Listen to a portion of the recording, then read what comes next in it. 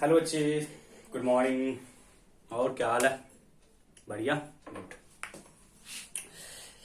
बच्चे, हम लोग लास्ट क्लास में एटॉमिक साइज वाले पार्ट को स्टार्ट कर चुके थे एंड इन दैट क्लास हम लोग है ना बहुत सारे पॉइंट्स को डिस्कस किए थे। What is effective nuclear charge, what is shielding effect and this one, है ना। एंड हम लोग एटॉमिक साइज स्टार्ट कर चुके थे।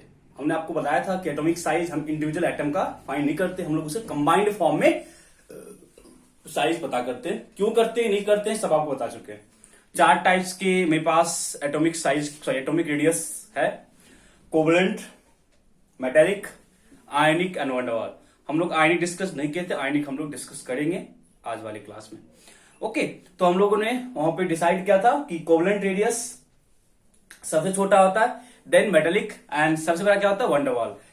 रीजन पता है, कोवलेंट रेडियस में ओवरलैपिंग का कॉन्सेप्ट था, मेटेलिक में आपको एक क्रिस्टल के फॉर्म में लैटिस तैयार होता है and in case of van der Waals वहां पे मेरे पास नॉन बॉन्डेड स्टेट में एटॉमिक साइज फाइंड करना था। Got it. आज हम लोग जो इसका सबसे इंपॉर्टेंट पार्ट है एटॉमिक साइज का जो वेरिएशन है वो हम देखते हैं, मतलब कि periodicity in atomic size. Periodicity in atomic size radius कर लो, ठीक है। तो टॉपिक देना पीरियोडिसिटी इन एटॉमिक साइज या एटॉमिक रेडियस, एटॉमिक रेडियस कर लो। Periodicity in atomic radius, periodicity in atomic radius, periodicity in atomic radius. Okay, देखो मैंने आपको पहले बोल चुका बच्चे, जब कभी भी हम पीरियोडिसिटी वाले कॉन्सेप्ट्स के लिए जाएंगे, जब कभी भी हम पीरियोडिसिटी वाले कॉन्सेप्ट्स के लिए जाएंगे तो मेक श्योर करो कि मेरे को जो पीरियोडिसिटी मतलब क्या होता है, एक प्रोपर प्रॉपर्टी का एक प्रॉपर इंटरवल के बाद रिपीट होना, दे आर कॉल्ड पीरियोडिसिटी। पढ़ चुके बच्चे, पढ़ चुके ना व्हाट इज पीरियोडिसिटी, पढ़ चुके ना कि रेगुलर इंटरवल के बाद किसी प्रॉपर्टी का रिपीट होना is called periodicity, is called periodicity. पढ़ चुके। एंड मैंने आपको अब ये बताया था कि जब कभी भी हम किसी प्रॉपर्टी का रिपीटेशन देखेंगे इस कंप्लीट चैप्टर में, देन आइदर इन ग्रुप और in period, either in group और in period. Got it? Good. And in period we have to move from left to right, याद है ना, पीरियड में लेफ्ट से राइट मूव करना है। And in group top to bottom, and in group जो variation है वो टॉप टू बॉटम होगा, इन ग्रुप जो वेरिएशन है वो टॉप टू बॉटम होगा। Got it? गॉट इट ना? गुड। तो मेरे को भी यही करना है कि हमें पीरियोडिसिटी के वेरिएशन को चेक करना है in period and in group. Okay, and after then हम कुछ एक्सेप्शंस पे ही बात करेंगे, देन हम लोग मूव कर जाएंगे towards ionic radius, then complete मेरा जो एटॉमिक रेडियस का कॉन्सेप्ट है वो खत्म हो जाएगा। देन हम मूव करेंगे towards next topic that is ionisation. एक एक क्लास की बात है, एक क्लास में साइज, एक क्लास में आयनाइजेशन, एक क्लास में इलेक्ट्रोनेगेटिविटी एंड एक क्लास में इलेक्ट्रॉन एंथैल्पी कंप्लीट हो जाएगा। गुड। तो पीरियोडिसिटी इन एटॉमिक रेडियस में first along the period, along the period. जल्दी से बोलो, पीरियड में कहां से कहां मूव करना है? पीरियड में मेरे को जो पीरियोडिक प्रॉपर्टी चेक करना है, कहां चेक करना है? पीरियड में जो पीरियोडिक प्रॉपर्टी चेक करना है कहां करना है? Left to right, L to R, left to right. In period, we have to check periodic property. Sorry, we have to check periodicity in atomic size. In period, left to right. कहां check करेंगे? Left से right की ओर हम check करेंगे। Okay, तो अब बताओ करना क्या? देखो मेरे को क्या बोला ना, पीरियड में आप लेफ्ट से राइट मूव करो तो एटॉमिक साइज में आप क्या वेरिएशन फाइंड करोगे? जब पीरियड में आप लेफ्ट से राइट मूव करोगे तो आइदर कि डिक्रीज कर रहा है या इंक्रीज कर रहा है, ये तो चेक करेंगे ना। जब हम पीरियड में लेफ्ट से राइट मूव करेंगे या लेफ्ट से राइट हम जा रहे हैं तो मेरे को चेक करना है what is the variation in atomic size, either it decreases और it increases, either it decreases और इट इंक्रीजेस। तो मैंने आपको लास्ट क्लास में बताया था कि सारा का सारा खेल हम लोग का जेड इफेक्टिव पे ही होगा, सारा का सारा जो खेल है वो कहां होगा? जेड इफेक्टिव पे। तो आप बताओ, तुरंत से बताओ कि जेड इफेक्टिव का वेरिएशन अलोंग द पीरियड क्या था? जेड इफेक्टिव का variation along the period left to right मैंने बताया था, along the period number of shell remains constant, but nuclear charge increase किया था, न्यूक्लियर चार्ज इंक्रीज किया था, therefore we can say that effective nuclear charge also increases along the period as we move left to right. as we move left to right in a period, effective nuclear charge increases. And you know that as effective nuclear charge increases, इसका मतलब क्या हुआ? इसका मतलब क्या बच्चे? यदि मैं ये बोल रहा हूं कि न्यूक्लियस का पावर इंक्रीज कर रहा है, यदि न्यूक्लियस का पावर इंक्रीज कर रहा है, तो मैंने क्या बोला कि जो इफेक्टिव न्यूक्लियर चार्ज था वो था क्या बच्चे? जो इफेक्टिव न्यूक्लियर चार्ज था वो था क्या?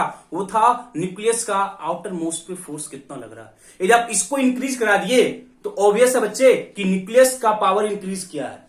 यदि न्यूक्लियस का पावर इंक्रीज किया है तो न्यूक्लियस आउटर मोस्ट को स्ट्रांगली खींचेगा, न्यूक्लियस आउटर मोस्ट को स्ट्रांगली खींचेगा। यदि न्यूक्लियस आउटर मोस्ट को स्ट्रांगली खींचेगा, इसका यह मतलब हुआ कि वो अंदर कॉन्ट्रैक्शन होगा। यदि अंदर कॉन्ट्रैक्शन होगा तो डेफिनेटली साइज डिक्रीज करेगा।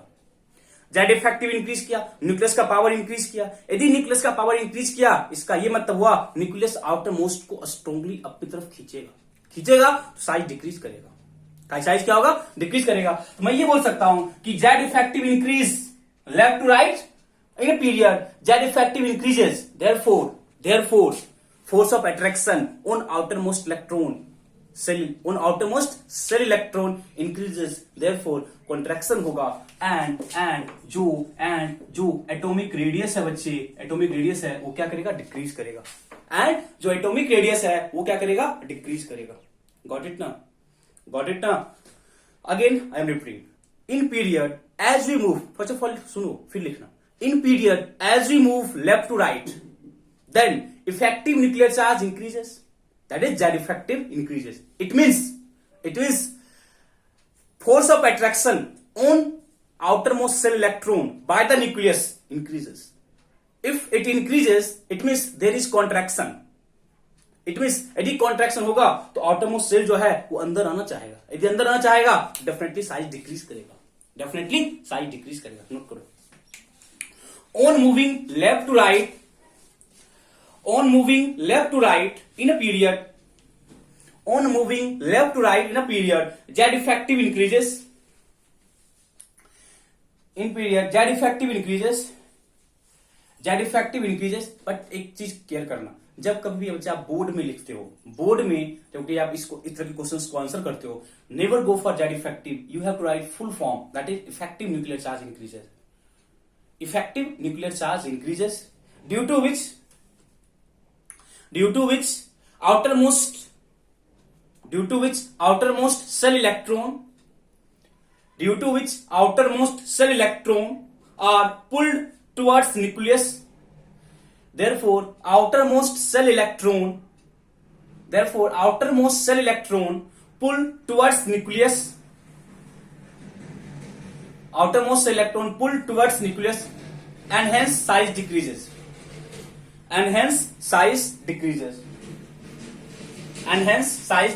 Therefore लिख सकते हो ना, in period ऐसे कर लेना, in period left to right Z effective increase किया, एटॉमिक साइज क्या होगा? डिक्रीज करेगा। एटॉमिक साइज क्या करेगा? डिक्रीज करेगा। ये जनरल कॉन्सेप्ट है, एक्सेप्शंस की बात करेंगे। ये एक जनरल कॉन्सेप्ट है जो मेरे को माइंड रखना है, जो मेरे को माइंड में लेके चलना है। एक्स में ये कहां हो गया बच्चे? ये अलोंग द पीरियड है। ये क्या बच्चे? Along the period. ठीक है, तो हम पीरियड में बात करते हैं बच्चे। फर्स्ट पीरियड का एलिमेंट कौन कौन सा? फर्स्ट पीरियड का एलिमेंट कौन कौन सा? फर्स्ट पीरियड मेरे पास दो एलिमेंट है, पता है ना? कौन कौन सा? Hydrogen and helium. First period में दो एलिमेंट, कौन कौन सा? Hydrogen and helium. तो आप क्या बोलोगे? हाइड्रोजन लेफ्ट में है, हीलियम राइट में, तो हीलियम का साइज छोटा होता है एज कंपेयर टू हाइड्रोजन। यदि आप ये बोल रहे हो ना, तो पिछला क्लास रिवाइज नहीं किया, in case of hydrogen there is concept of covalent radius, but in case of helium there is concept of van der Waals radius. I think आप पता चल गया होगा, लास्ट क्लास पढ़े थे। Van der Waals radius is applicable in case of noble gas या inert gas, in case of noble gas or in case of inert gas. But in case of hydrogen, the concept of covalent radius is applicable. But in case of hydrogen, the concept of covalent radius is applicable. Therefore, we can say that in hydrogen there is covalent radius, but in case of helium there is van der Waals radius, and van der Waals radius is always more than covalent radius. Therefore, यहाँ पे जो आपका normal behaviour था वो नहीं होगा. अब यही सब चीज माइंड में लेके चलना है. अब बच्चा बोलता है कि यहाँ पे एक्सेप्शन है. क्यों एक्सेप्शन होगा? कोई एक्सेप्शन नहीं है. क्यों होगा एक्सेप्शन? लॉजिक है, और एक्सेप्शन तब होता है जो लॉजिक नहीं होता है. यहाँ लॉजिक है, और लॉजिक मेरे को पता है. लॉजिक मेरे को पता है. क्यों? सब लिख लोगे. यहां पे क्या है? Covalent radius. यहां पे क्या है? Covalent radius. एंड यहां पे क्या? van der Waals radius. And यहां पे क्या है? यहां पे क्या है? van der Waals radius. Got it ना? गॉट इट ना? गुड. सेकेंड पीरियड मैंने आपको बता चुका बच्चे, एलिमेंट्स कैसे हम याद करेंगे, पता है ना? सेकेंड पीरियड कौन कौन सा एलिमेंट है? Lithium, beryllium, boron, carbon, nitrogen, oxygen, fluorine and neon. तो फर्स्ट इंस्टेंस में बच्चे हम ये तो बोल ही देंगे ना, नियन का साइज मैक्सिमम होगा. फर्स्ट इंस्टेंस बिना किसी डाउट के हम ये बोलेंगे ना कि नियन का साइज बच्चे ज्यादा होगा. नियन का साइज ज्यादा होगा due two of van der Waals radius. इसका सबसे ज्यादा होगा. उसको हम छोड़ के ही चलते हैं. हम बस इस समय देखेंगे. मेरे को बस यहां फाइंड करना है. उसको हम छोड़ के चलते हैं. हम पॉइंट लिखा देंगे. हम लिखा देंगे पॉइंट आपको. चलो बताओ क्या होगा? क्या बताओगे? Lithium beryllium along the period left to right. Along the period left to right, effective nuclear charge increases, therefore size decreases. Therefore जो मेरे को बिहेवियर होगा ये होगा. बोल डाउट है? बट नियन गैस के केस में there is concept of van der Waals radius. Therefore इसका जो साइज है वो मैक्सिमम होगा. इसका जो साइज है वो मैक्सिमम होगा. बट अदर के केस में मैंने क्या बोला? When we move from lithium to fluorine, atomic size decreases because of increase in effective nuclear charge. अब बच्चे देखो क्वेश्चन बोर्ड में कैसे फ्रेम कर देगा. क्वेश्चन बोर्ड में बोलेगा arrange second period element, arrange second period element according to their atomic size, according to their atomic size. ठीक है, तो आप यदि इसको कंसिडर करते हो तब ये लिखना पड़ेगा. अदरवाइज बोर्ड लेवल के क्वेश्चन में आप इसको नहीं कंसिडर करो तो बेटर ही है. ठीक है, ज्यादा कंफ्यूजन नहीं पालना है. ठीक है.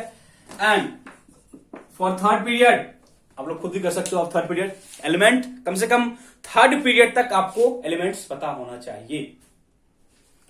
कम से कम थर्ड पीरियड तक आपको एलिमेंट्स पता होना चाहिए. क्या क्या है?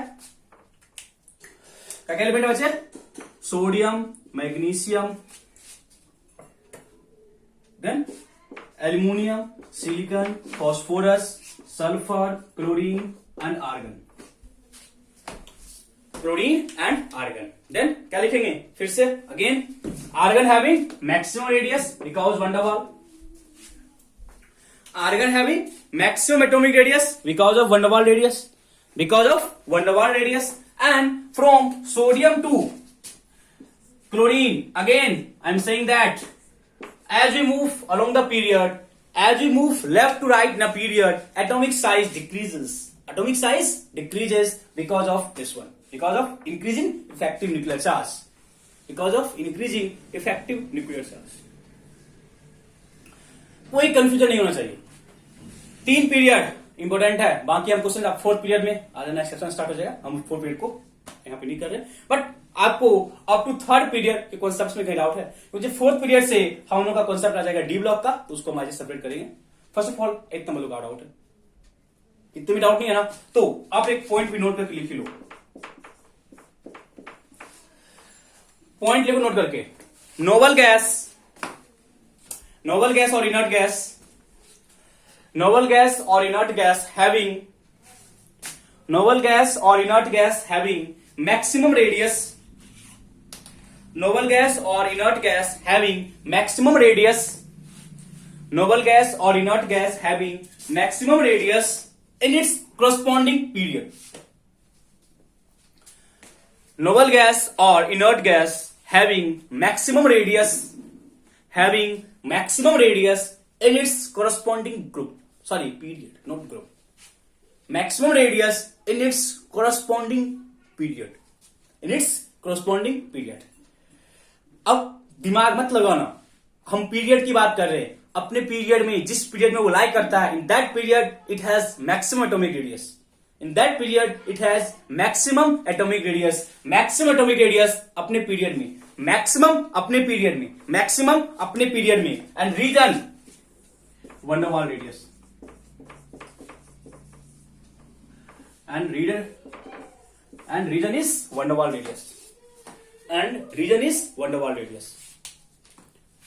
कोई डाउट आता है? पीरियड में लेफ्ट राइट डिक्रीज करता है, एक्सेप्शन इनर्ट गैस का। कीप इन माइंड, इतने से आपको इतना क्वेश्चन सफिशिएंट है जो इस लेवल तक, ऐसा नहीं किस क्वेश्चन सफिशिएंट हो गया, इस लेवल तक जो हम किए। तो अब हम आते हैं ग्रुप में।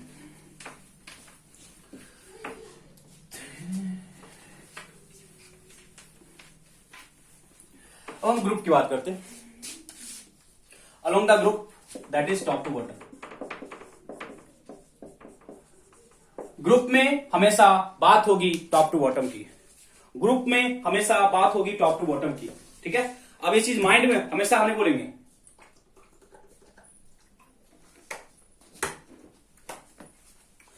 जब कभी हम ग्रुप की बात करेंगे, बात कौन करेंगे? टॉप की बॉटम की। Again I am repeating the same concept, that is concept of effective nuclear charge. मैंने आपको लास्ट क्लास में बोला था, जब कभी भी हम लोग टॉप टू बॉटम मूव करते हैं, जब कभी भी हम लोग टॉप टू बॉटम मूव करते हैं इन ग्रुप, देन होता क्या है? कुछ तो होता होगा। जब कभी हम लोग टॉप टू बॉटम मूव करते हैं इन ग्रुप, तो मैंने बोला था कि न्यूक्लियर चार्ज भी इंक्रीज करता है और नंबर ऑफ सेल भी इंक्रीज करता है। न्यूक्लियर चार्ज भी इंक्रीज करता है एंड नंबर ऑफ सेल भी इंक्रीज करता है। बट डोमिनेटिंग कौन हो जाता है? नंबर ऑफ सेल का इंक्रीमेंट डोमिनेट करता है on increase in nuclear charge. Therefore मैंने आपको बोला था कि जब कभी भी हम लोग ग्रुप में टॉप टू बॉटम मूव करते हैं, जब कभी भी हम लोग ग्रुप में टॉप टू बॉटम मूव करते हैं, देन जब कभी भी हम लोग ग्रुप में टॉप टू बॉटम मूव करते हैं, देन इन दैट केस जो मेरा इफेक्टिव न्यूक्लियर चार्ज है वो बच्चे डिक्रीज कर जाता है। यदि इफेक्टिव न्यूक्लियर चार्ज डिक्रीज कर गया, देन मैं ये बोलूंगा कि जो एटॉमिक साइज है वो इंक्रीज करेगा, because number of shell increase किया था। नंबर ऑफ सेल का इंक्रीमेंट का मतलब क्या है? एक एक्स्ट्रा सेल वहां पे जुड़ रहा है। यदि एक्स्ट्रा सेल जुड़ रहा है तो साइज तो इंक्रीज ही करेगा। 10th क्लास से पढ़ते आ रहे हैं, कोई कंफ्यूजन नहीं होना चाहिए। लिखो, on moving top to bottom in group, on moving top to bottom in group, on moving top to bottom in group, on moving top to bottom in group, on moving top to bottom in group, effective nuclear charge remains constant. Effective nuclear charge remains constant. Effective nuclear charge bracket लिखा ना, Z effective. Effective nuclear charge bracket में Z effective. Effective nuclear charge remains constant, but number of cells increases. But number of cells increases. Number of cells increases due to which distance between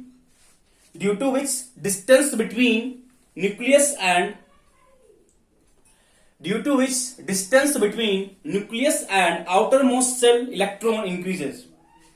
Due to which distance between nucleus and outermost cell electron, distance between nucleus and outermost cell electron increases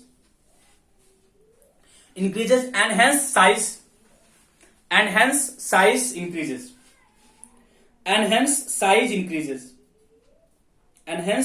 increases. Simple क्या बोला? Down the group move करने पे Z effective constant है, but number of shell increase किया था। Number of shell increase किया था, इसका यह मतलब हुआ न्यूक्लियस और आउटरमोस्ट सेल के बीच का जो डिस्टेंस था वो इंक्रीज किया। यदि वो इंक्रीज किया तो जो एटॉमिक साइज है वो इंक्रीज करेगा, दैट इज एटॉमिक रेडियस का इंक्रीज करेगा। एटॉमिक रेडियस या एटॉमिक साइज की बात करेंगे तो वो इंक्रीज करेगा। फॉर एग्जाम्पल यदि हम ग्रुप 1 की बात करें, ग्रुप 1 कौन कौन सा एलिमेंट था? ग्रुप 1 भूल गए? ग्रुप 1 बच्चे कौन कौन सा एलिमेंट है? Lithium, sodium, potassium, rubidium, caesium and francium. Group 2 की बात करें, कौन कौन सा एलिमेंट है? Beryllium, magnesium, calcium, strontium, barium and radium.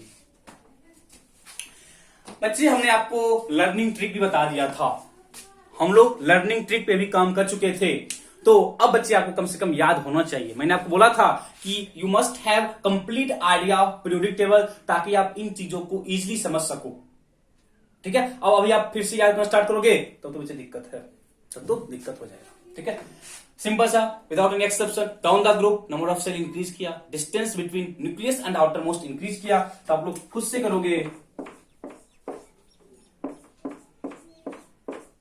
Size क्या होगा? इंक्रीज करेगा।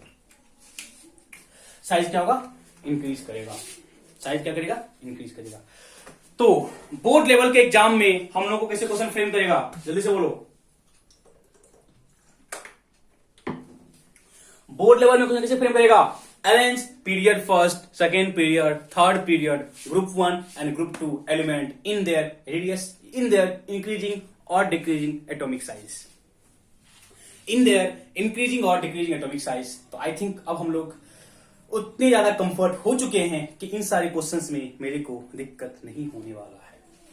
ठीक है, यहां पे कोई एक्सेप्शन नहीं था, सिंपली आपको बस एक सिंपल एक्सेप्शन आया था, वो भी एक्सेप्शन नहीं है कि जो नोबल गैस है, इन दैट केस मेरे पास concept of van der Waals radius होता है, एंड इफ मेरे पास concept of van der Waals radius है, देन जो वन डेर वाल रेडियस है वो कोवलेंट रेडियस से ज्यादा होता है और मेटेलिक रेडियस से भी ज्यादा होता है। In case of sodium, in case of lithium या in case of magnesium, there is concept of metallic radius. But मेरे को पता है कि metallic radius van der Waals radius से क्या होता है, कब होता है। इस ग्रुप में तो वन डेर वाल का कॉन्सेप्ट आएगा नहीं, ग्रुप में तो वन डेर वाल कॉन्सेप्ट का आएगा नहीं। वन डेर वाल का कॉन्सेप्ट कहां आया था? पीरियड में। वन डेर वाल का कॉन्सेप्ट कहां पे आया था? पीरियड में। गुड, तो ये तो मेरा हो गया जनरल नोटेशन हम लोग कैसे करते हैं। ये हो गया मेरा जनरल नोटेशन हम लोग कैसे यूज करते हैं। देन अब आते हैं एक्सेप्शन। एक्सेप्शन से क्वेश्चन हर जगह होता है, चाहे हम बच्चे बोर्ड की बात करें या हम जेई की बात करें या हम एडवांस की बात करें या हम नेट की बात करें। ठीक है, हर जगह क्वेश्चन यहीं से रहता है, और क्वेश्चंस यहां पे कुछ एक्सेप्शंस हैं, but they are based on logic, अब होता क्या ना बच्चे, यहां पर जो हम एक्सेप्शंस करेंगे वो पर रिजल्ट आया था, and based on that result logic develop किया गया। Based on that result logic develop किया गया। इसके पीछे का क्या लॉजिक है, इसके पीछे का क्या लॉजिक है, जैसे बच्चे आप पढ़ोगे ऑर्गेनिक केमिस्ट्री, ऑर्गेनिक केमिस्ट्री में भी यही होता है। फर्स्ट ऑफ ऑल रिजल्ट आया, देन रिजल्ट पे हम लोग लॉजिक डेवलप किए, रिजल्ट पे हम लोग लॉजिक डेवलप करते हैं। एग्जैक्टली सेम है, जहां भी एक्सेप्शन है मेरे को पता है कि हाँ ये रिजल्ट है, तो हम उस बेसिस पे हम उस रिजल्ट के कॉन्सेप्ट्स क्या हैं, उनके पीछे का रीजन क्या है, उनके पीछे का रीजन क्या है, लॉजिक क्या है, इसको हम एक्सप्लेन कर सकते हैं।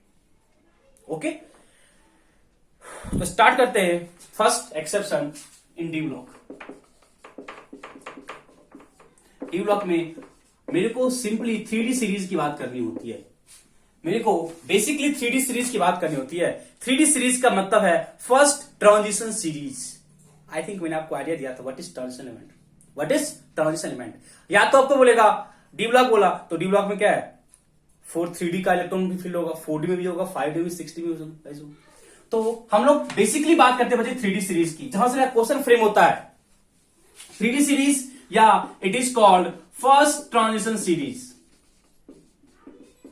It is also called first transition series.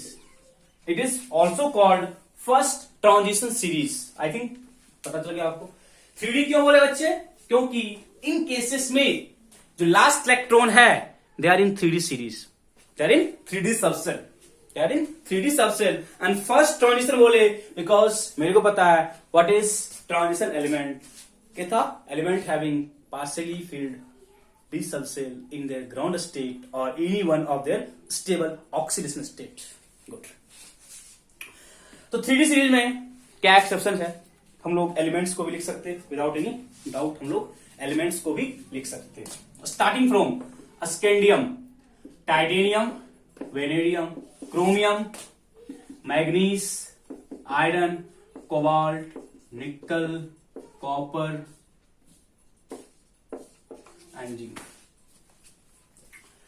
Copper and zinc, copper and zinc. Okay बच्चे, तो एलिमेंट स्टार्टिंग फ्रॉम, मैंने आपको बोल दिया था वहां भी 21, 22, 23, 24, 25, 26, 27, सॉरी क्या लिखते हैं, 28, 29 एंड 30। ये एलिमेंट्स के एटॉमिक नंबर है, ये एलिमेंट्स के एटॉमिक नंबर है। गुड। देन अब क्या होगा, देखो कंफ्यूजन नहीं देते, बताइए outer most 3D1, 3D2, 3D3, 3D4, 3D5, 3D6, 3D7, 3D8, 3D9 and 3D10।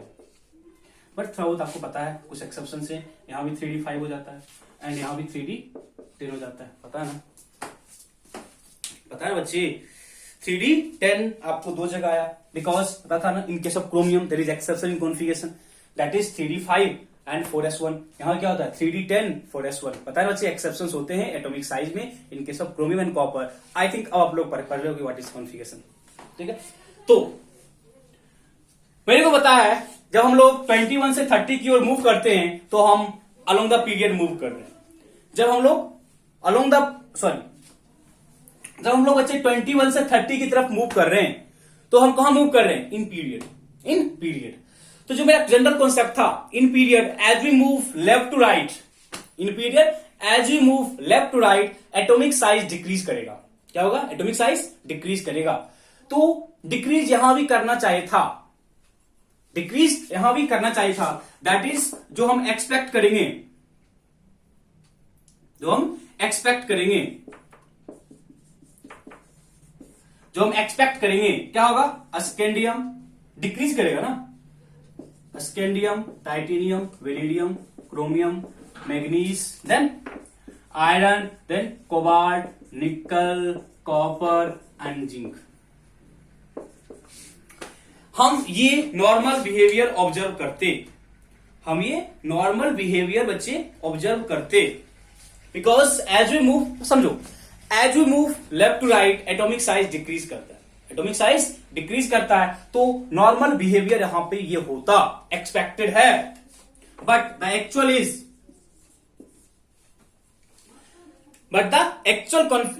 जो एटॉमिक रेडियस का ऑर्डर है, they are scandium, titanium, vanadium, chromium, manganese. Up to this atomic size decrease करता है, up to this atomic size decrease करता है। And in case of ferrous, cobalt and nickel atomic size nearly बराबर हो जाते हैं। And in copper and zinc जो atomic size है वो इंक्रीज कर जाता है। बच्चे कैसे क्वेश्चन फ्रेम करेगा, कैसे क्या करेगा, मैं आपको बस इस पॉइंट पे आ रहा हूं। पहले आप समझो क्या बोला, एक्सपेक्टेड साइज डिक्रीज करता, एक्सपेक्टेड साइज डिक्रीज करता, बट एक्चुअली क्या हो रहा है, from scandium to manganese size decrease किया, from scandium to manganese size decrease किया। But in case of iron, cobalt and nickel size बराबर है, but in case of iron, cobalt and nickel जो atomic size है they are nearly same. And in case of copper and zinc, zinc having greater size या more size as compare to copper. तो सारा का सारा जो concept था वही उल्टा हो गया, सारा का सारा जो कॉन्सेप्ट था वही उल्टा हो गया। तो मैं इन चीजों को एक्सप्लेन करने की कोशिश कर रहा हूं, आप समझने की कोशिश करना, मिलकर करेंगे, सॉर्ट आउट करेंगे।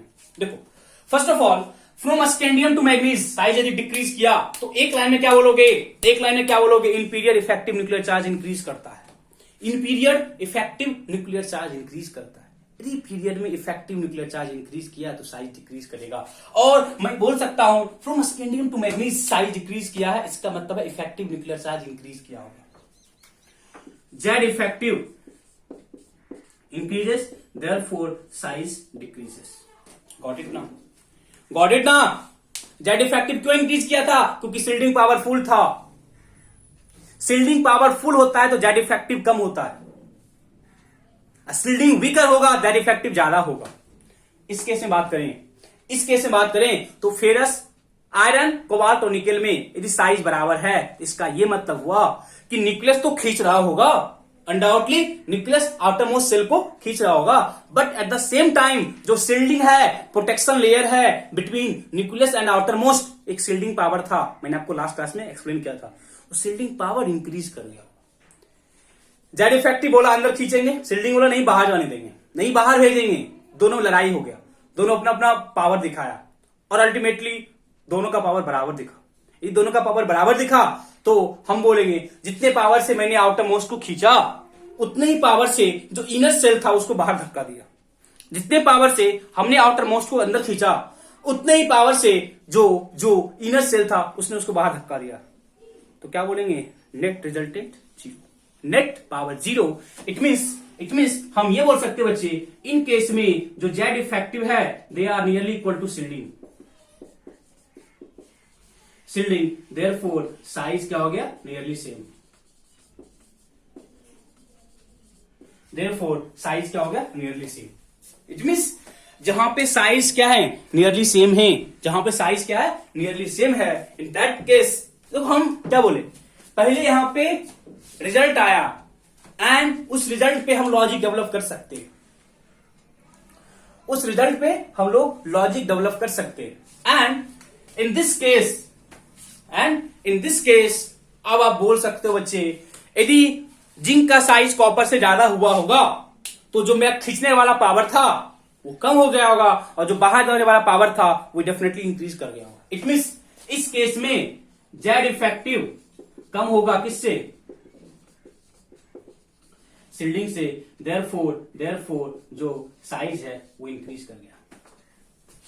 जेड इफेक्टिव कम हो गया किससे, सील्डिंग से, यदि जेड इफेक्टिव सील्डिंग से कम हो गया तो साइज क्या हो जाएगा, ज्यादा हो जाएगा, साइज क्या हो जाएगा, ज्यादा हो जाएगा।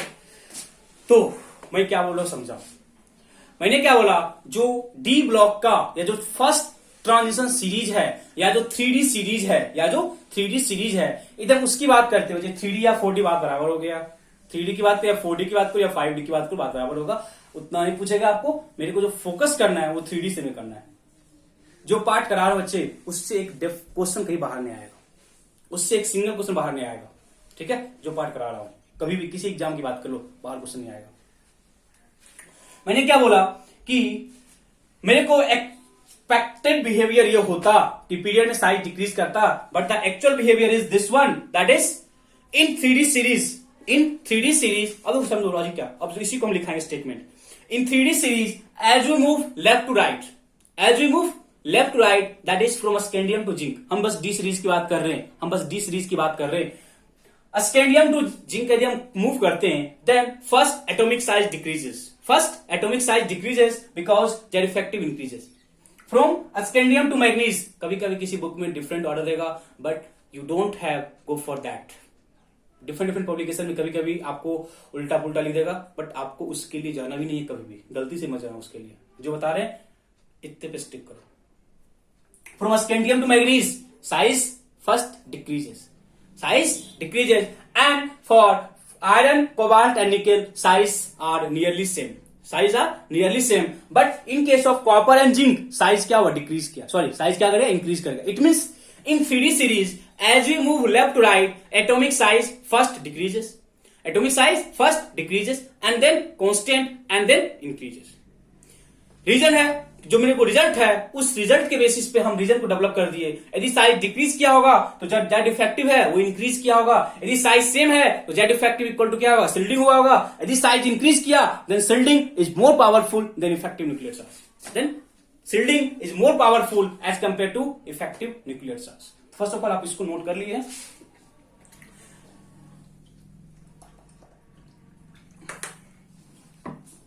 लिखो।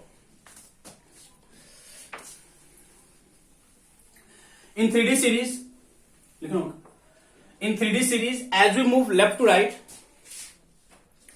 in 3D series as we move left to right,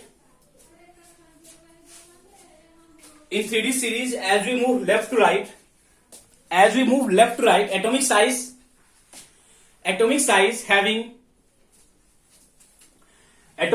having irregular behavior, atomic size having irregular behavior, atomic size having irregular behavior, that is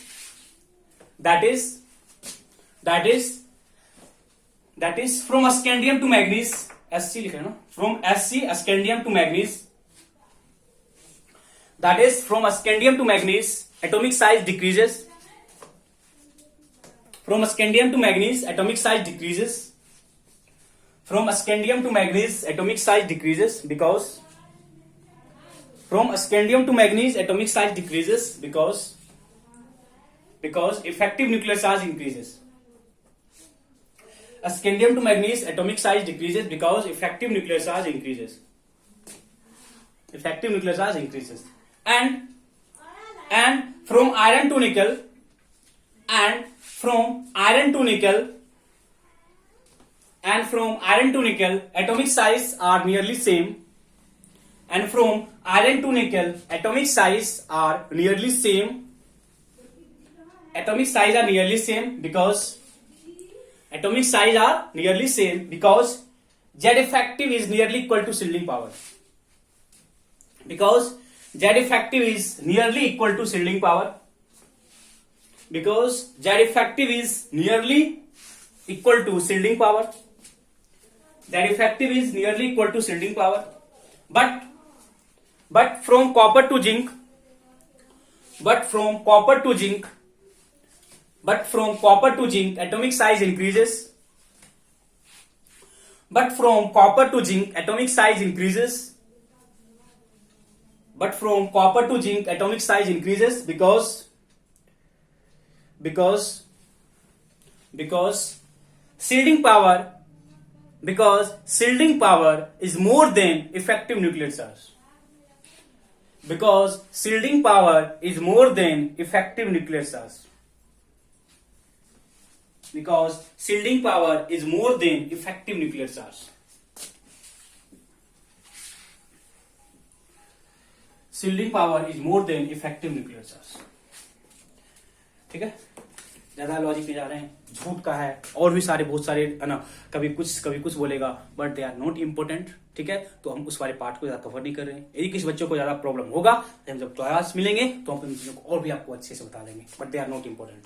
ठीक है, सेकंड एक्सेप्शन, बोरोन फैमिली.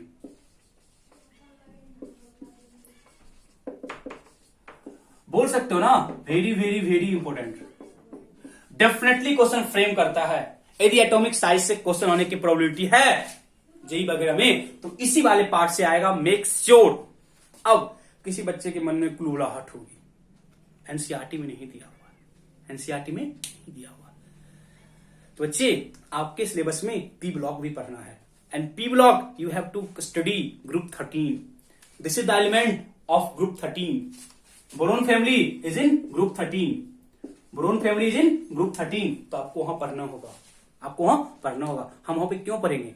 जब एटॉमिक साइज हमें कर रहे हैं तो यहीं पे करते हैं, लॉजिक यहीं पे डेवलप करते हैं, तो वहां पे बस इंप्लीमेंट. यदि है एनसीईआरटी में तो वहां पढ़ लेना. किसी किसी का मन होता है कि एनसीईआरटी नहीं दिया हुआ, डी ब्लॉक में एनसीईआरटी नहीं दिया हुआ, बट डी ब्लॉक में आपको बच्चे 12th में करना है डी ब्लॉक, एंड वहां पे दिया हुआ है, तो वहां पे हम नहीं कराएंगे. ठीक है, कॉन्सेप्ट कर रहे हैं, एक जगह सैंपल करते हैं उसको, ताकि लॉजिक को आप इंटरकनेक्ट करो. इसमें क्या था, उसमें क्या था, उसमें क्या था, हम यहाँ पे करा देंगे आपको बस along the period, along the group. फिर आप घूमते रहना पी ब्लॉक में और घूमते रहना डी ब्लॉक में. ठीक है, करो एक साथ करते हैं, मजा आएगा. ठीक है, इन ग्रुप 13 मेरे को पता है एलिमेंट कौन कौन सा है. Boron, aluminium, gallium, indium and thallium. बाबा गए इंडिया थाईलैंड, पता है ना, लॉजिक पता है ना, विथ एटॉमिक नंबर. तो क्या चेक कर लेते हैं, पता है नंबर 5 कितना ऐड करेंगे, मैजिक नंबर 8, 18, 18, 32. 8 कितना ऐड करेंगे, कितना ऐड करोगे, कितना ऐड करोगे 32, कितना हो जाएगा 71. 32, 81 हो जाएगा. ये होगा ना. This is the atomic number of group 13 element. सब कुछ करा चुके हैं, सारा कुछ करा चुके हैं. ठीक है, तो आई थिंक डाउट होने की प्रोबेबिलिटी नहीं के बराबर होनी चाहिए. ठीक है, मैंने क्या बोला, तो किसका था, ग्रुप 13 का था. किसका था, ग्रुप 13 का. हाँ, तो लॉजिक हम क्या बोलते हैं, लॉजिक बच्चे हम क्या बोलते हैं, लॉजिक हम बोलते हैं कि boron, aluminium, gallium, indium, thallium down the group size increase करता। तो जो हमारा एक्सेप्ट है ना, एक्सपेक्टेड था, एक्सपेक्टेड क्या होता, boron, aluminium, gallium, indium and thallium, ये मेरा एटॉमिक साइज का ऑर्डर होता। Boron, aluminium, gallium, indium and thallium, ये साइज का ऑर्डर होना चाहिए था। Because as we move down the group, तो जो एटॉमिक साइज है वो इंक्रीज करता है, जो एटॉमिक साइज है वो इंक्रीज करता है, तो इंक्रीज कर रहा है। बट ना बच्चे, यहां पे एक कॉन्सेप्ट आता है। देखो कॉन्सेप्ट क्या है, 31 से जस्ट पहले जिंक 30 आता है।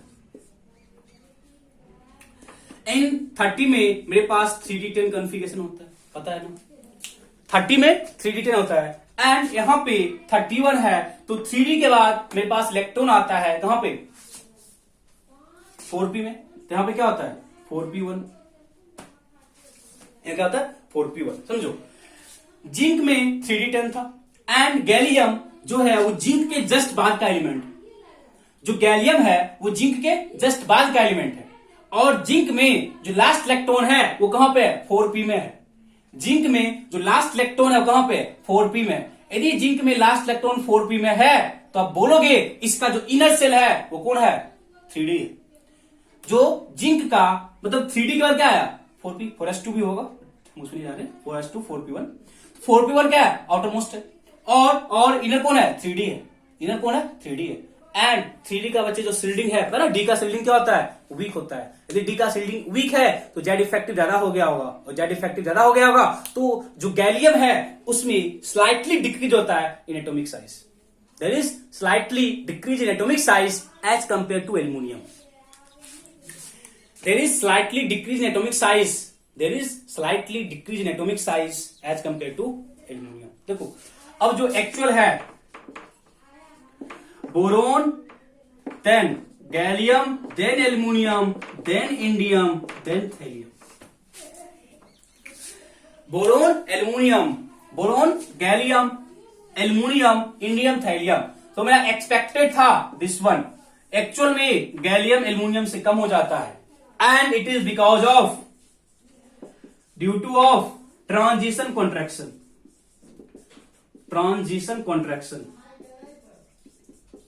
It is because of transition क्यों बोले, बिकॉज जो जिंक है वो नहीं है ट्रांजिशन, बट उस जिस ग्रुप से लाइक कर रहा है 3d series is called transition series, 3d series is called transition series, and because of that it is called transition contraction, या डी ट्रांजिशन बोल सकते हैं, डी ट्रांजिशन बोल सकते हैं, डी कॉन्ट्रैक्शन बोल सकते हैं। बट इतने नामों से आपको कंफ्यूजन होगा, तो मेरे को सिर्फ और सिर्फ क्या पता करना है, it is because of transition contraction. देखो मैं क्या बोल रहा हूं, गैलियम 3d के बाद जस्ट एलिमेंट आता है गैलियम।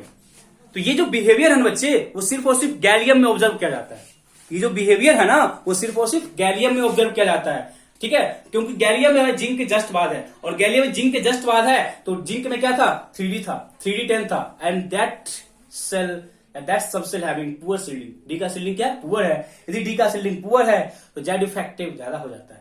जेड इफेक्टिव ज्यादा हो जाता है तो हम क्या करते हैं, ऑब्जर्व करते हैं कि जो गैलियम है उसका जो एटॉमिक साइज है वो एल्युमिनियम से कम हो जाता है। मैंने फिर से क्या बोला, पहले रिजल्ट आया, देन उस रिजल्ट पे हम लॉजिक डेवलप किए, ठीक है। तो पहले आप इसको लिखो, फिर मैं इसका रिजल्ट लिखाता हूं, जिससे हम लिखे बच्चे वैसे लिखो, ताकि आपको समझ आए बाद में क्या लिखे हो, समझ आए। लिखो जल्दी।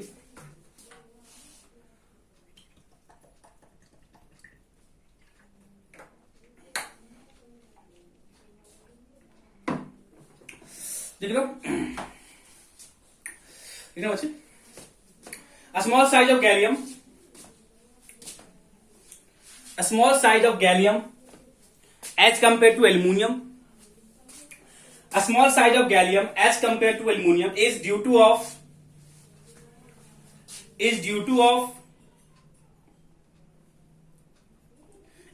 to transition contraction, is because of due to transition contraction,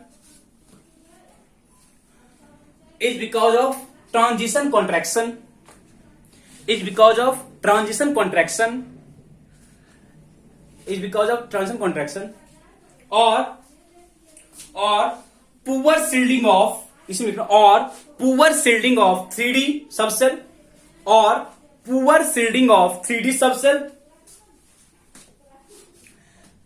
or poor shielding of 3D subcell which causes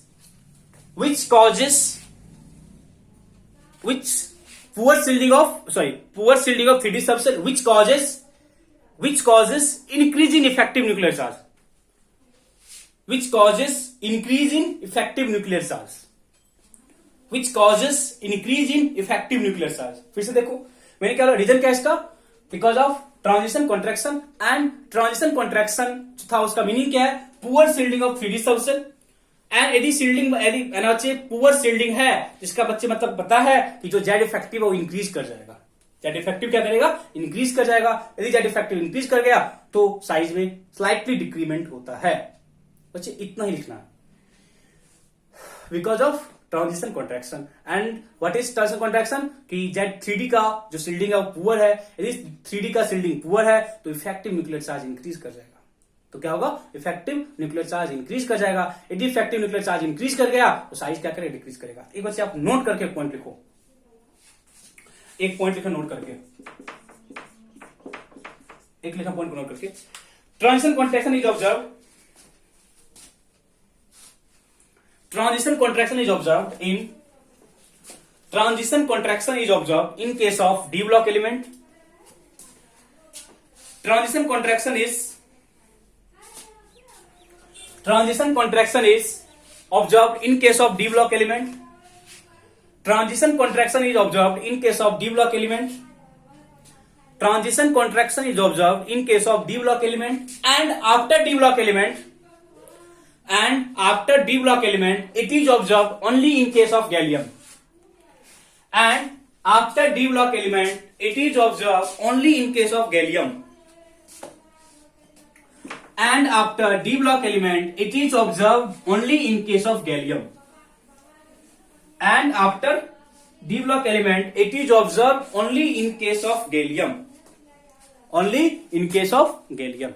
तो एक चीज आप यहां पे और बताएंगे आपको कि जो इंडियम और थैलियम है बच्चे, इंडियम और थैलियम में एटॉमिक साइज का जो डिफरेंस है बहुत ही कम होता है, बहुत कम होता है। And this is because of lanthanide contraction, and it is because of lanthanide contraction. अब एक नया कॉन्सेप्ट आ गया, what is lanthanide contraction, what is lanthanide contraction, इसको हम एक्सप्लेन करेंगे। फर्स्ट ऑफ ऑल आप जो नोट लिखे थे ना, नोट का सेकंड पॉइंट लिख लो, फिर हम इस चीज को एक्सप्लेन करते हैं। नोट का सेकंड पॉइंट लिखना, there is very small difference in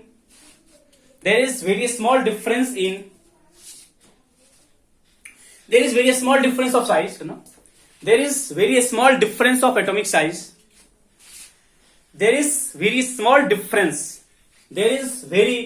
difference in atomic size of, there is very small difference in atomic size of indium and thallium.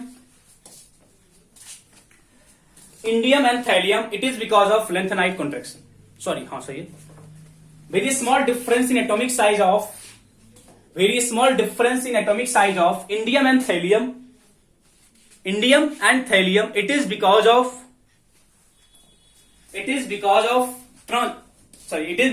lengthenide contraction. It is because of lengthenide contraction. It is because of lengthenide contraction. It is because of lengthenide contraction. अब बच्चे first of all हम समझेंगे what is lanthanide contraction, then हम आगे आपको move कराएंगे। First of all lanthanide contraction को समझने की कोशिश करते हैं। देखो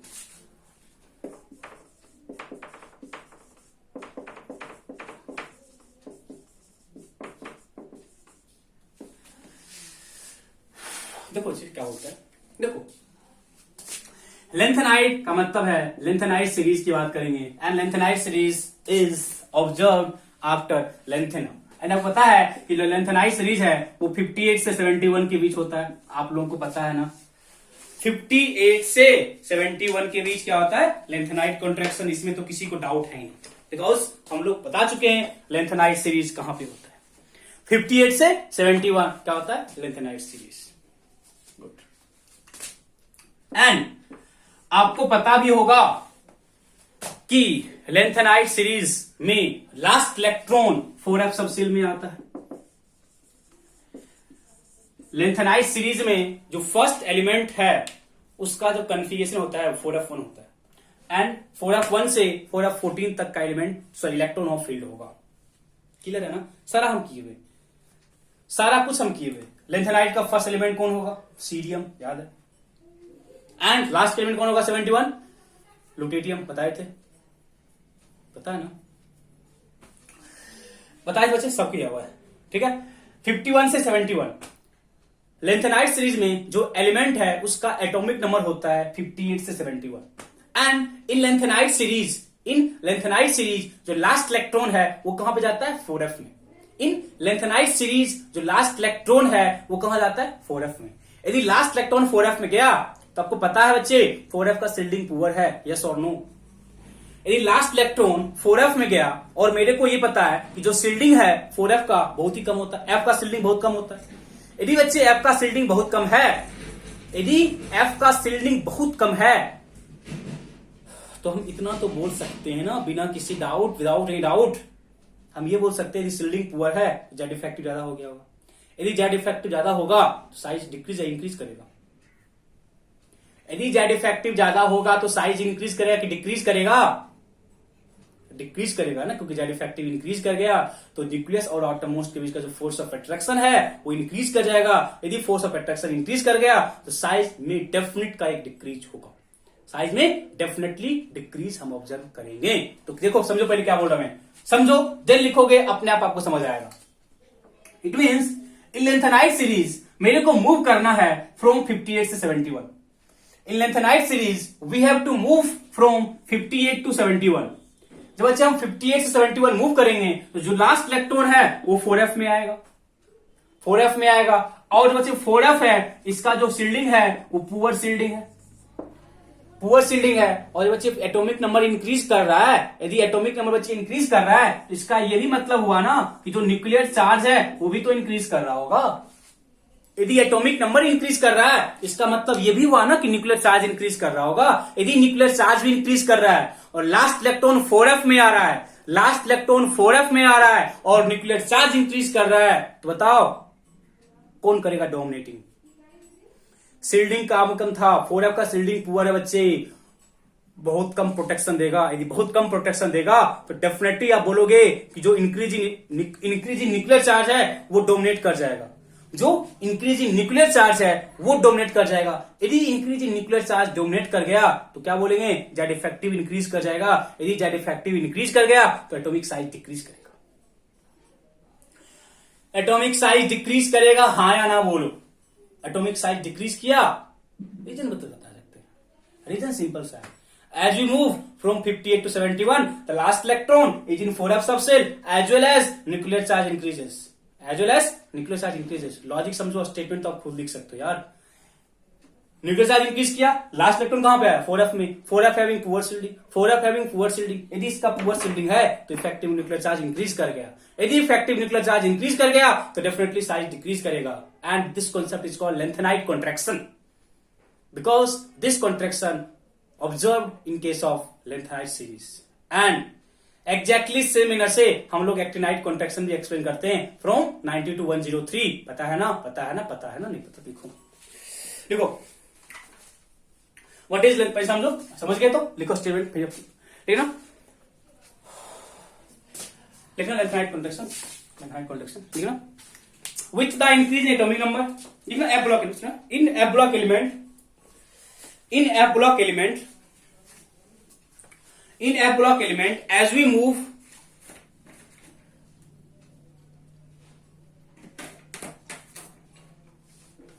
in F block element, in F block element as we move from 58 to 71, as we move from 58 to 71, as we move from 58 to 71 atomic number increases by 1 unit, 58 to 71 move कर रहे हैं, एटॉमिक नंबर 1 से increase कर रहा होगा। As we move from 58 to 71 in a block element, as we move from 58 to 71 atomic number increases by 1 unit, atomic number increases by 1 unit, as well as nuclear charge also increases by 1 unit। पता है सबको, atomic number increases by 1 unit, atomic number of proton होता है, it means जो nuclear charge है वो भी increase कर रहा है। atomic number increases by 1 unit, as well as nuclear charge also increases by 1 unit, as well as nuclear charge also increases by 1 unit, as well as nuclear charge also increases by 1 unit, but the last electron enters in 4f subshell, but the last electron enters in 4f subshell, but the last electron enters in 4f subshell which having very poor shielding। Last electron enters in 4f subshell, last electron enters in 4f subshell which having very poor shielding। Last electron enters in 4f subshell which having very poor shielding, therefore very poor shielding, therefore effective nuclear charge increases, therefore effective nuclear charge increases, therefore effective nuclear charge increases, therefore effective nuclear charge increases, therefore effective nuclear charge increases, therefore effective nuclear charge increases, therefore effective nuclear charge increases। It means electrons are tightly pulled by the nucleus, it means electrons are tightly pulled by the nucleus because effective nuclear increase करता है, therefore electrons are tightly pulled by the nucleus, electrons are tightly pulled by the nucleus, therefore size contract, therefore atomic size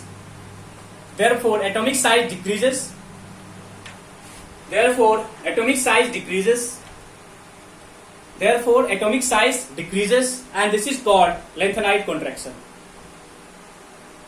this is called lengthenite contraction,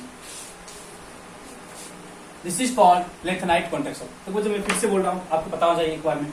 58 से 71 गए तो atomic number 1 से increase किया, atomic number 1 से increase किया, eight the same time last electron कहां आया, 4f में, eight the same time last electron कहां पे आया, 4f में, एंड 4f का जो शील्डिंग है वो पुअर है। यदि 4f का शील्डिंग पुअर है, यदि 4f का शील्डिंग पुअर है तो जो इफेक्टिव न्यूक्लियर चार्ज है वो इंक्रीज कर जाएगा, यदि इफेक्टिव न्यूक्लियर चार्ज इंक्रीज कर गया तो साइज डिक्रीज कर जाएगा, साइज क्या होगा, डिक्रीज कर जाएगा, and this is called lanthanide contraction. क्यों बोलते हैं, क्योंकि ये जो कॉन्सेप्ट है वो एप्लीकेबल कहां पे है, lanthanide series. Exactly same way से बच्चे हम एक्टिनाइट कॉन्ट्रैक्शन भी एक्सप्लेन कर सकते हैं ना, एग्जैक्टली सेम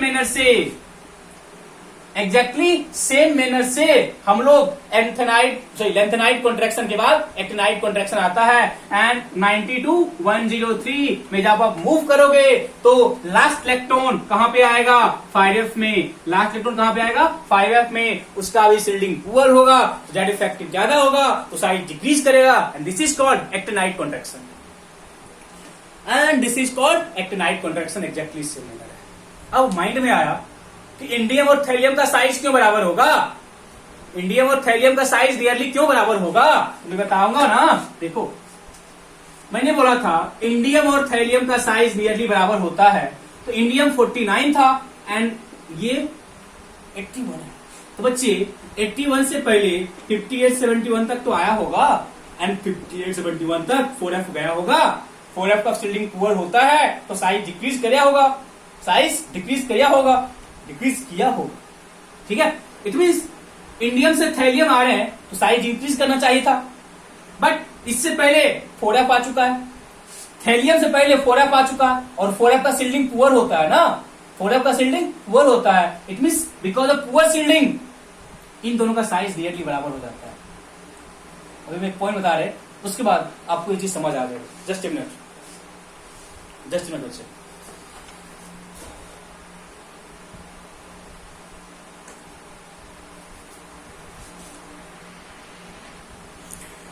देखो बच्चे, इसका जो मेन है ना, आपका मेन जो एप्लीकेशन है बता रहा हूं।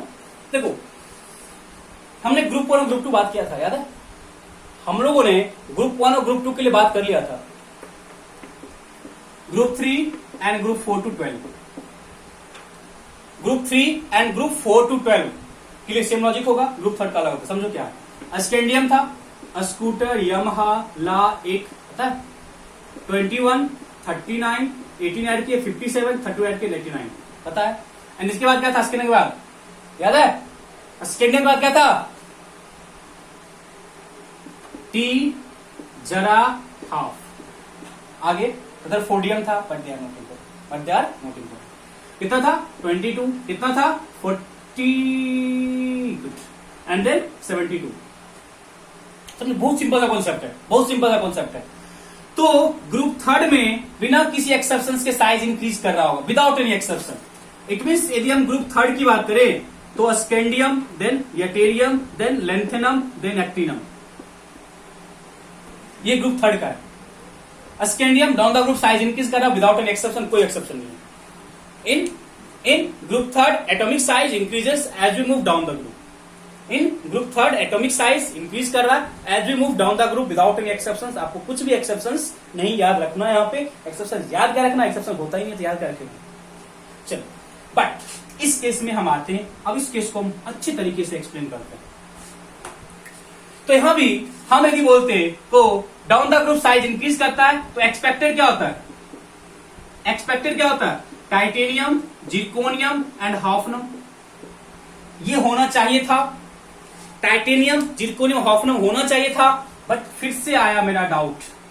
क्या डाउट है? समझो, डाउट ये है ना बच्चे कि ये जो बीच का एलिमेंट था 58 से 71 वो तो गायब है। गायब कहां गया? 4f में गया। 4f का सील्डिंग क्या होता है? पुअर होता है। 4f का सील्डिंग क्या था? पुअर था। यदि 4f का सील्डिंग पुअर था तो इफेक्टिव न्यूक्लियर चार्ज तो इंक्रीज कर गया होगा। 4f का सील्डिंग पुअर था तो इफेक्टिव न्यूक्लियर चार्ज तो पावरफुल हो गया होगा ना। यदि इफेक्टिव न्यूक्लियर चार्ज पावरफुल हो गया होगा तो साइज क्या करेगा? डिक्रीज करेगा। तो समझो रीजन क्या है। जब 4f का जो सील्डिंग होता है बहुत पुअर होता है। यदि 4f का सील्डिंग बहुत पुअर है तो इसका मतलब क्या हुआ? इसका मतलब हुआ कि इसमें साइज का बहुत डिक्रीमेंट हो जाएगा। समझना, डिक्रीमेंट का क्या मतलब है? न्यूक्लियस और आउटर मोस्ट के बीच का डिस्टेंस कम हो गया होगा। न्यूक्लियस और आउटर मोस्ट के बीच का डिस्टेंस कम हो गया होगा। समझो, देखो मैं क्या बोल रहा हूं। जो मेरा जो ग्रुप का कॉन्सेप्ट है ना, down the group size increase कर रहा होगा बिकॉज जो हम जिरकोनियम से जब हॉफनम आए ना, जब हम जिरकोनियम से हॉफनम आए तो नंबर ऑफ सेल इंक्रीज किया, साइज इंक्रीज करता। From zirconium to hafnium down the group move करने पे नंबर ऑफ सेल इंक्रीज करता है, हाँ या ना बोल। Zirconium to hafnium number of shell increase करेगा, हाँ या ना बोलो। इंक्रीज करेगा, गुड, सही है, कोई डाउट नहीं। जिरकोनियम से हॉफनम साइज इंक्रीज किया but at the same time इसके बीच 4f आ चुका है। 4f क्या करेगा? न्यूक्लियस का पावर बहुत ज्यादा इंक्रीज कर दिया। तो न्यूक्लियस का पावर बहुत ज्यादा इंक्रीज कर गया तो आउटर मोस्ट फोर्स स्ट्रॉन्ग लगा दिया। इट मीन्स ये बोल रहा है कि साइज हम डिक्रीज कराएंगे, सॉरी फ्रॉम जिरकोनियम टू हॉफनम जो इंक्रीज नंबर ऑफ सेल है वो क्या बोला? साइज इंक्रीज कराएगा। But at the same time ये बीच में आ गया, प्रकट हो गया, बोला नहीं साइज डिक्रीज करेगा बिकॉज लेंथेनाइड है, हम वीकर हैं। तो क्या बोलेगा? न्यूक्लियस बोलेगा हम पावरफुल हो गए, वो खींच लेगा। इट मीन्स कॉन्ट्राडिक्शन आ गया। ये बोला इंक्रीज करेगा, ये बोला डिक्रीज करेगा। 58 से 71 लेंथेनाइड कॉन्ट्रैक्शन क्या बोला? साइज डिक्रीज करेगा इसका। जिरकोनियम से हॉफनम क्या बोला? साइज इंक्रीज करेगा। दोनों में टाई हो गया। बोला कि नहीं अपना अपना पावर लेके बैठ, तो हम क्या बोलेंगे? टाइटेनियम ज्यादा होगा, सॉरी टाइटेनियम क्या होगा? देन जिरकोनियम, एंड जिरकोनियम और हॉफनम का साइज बराबर होगा। जिरकोनियम और हॉफनम का साइज क्या होगा? बराबर होगा। It is because of lanthanide contraction.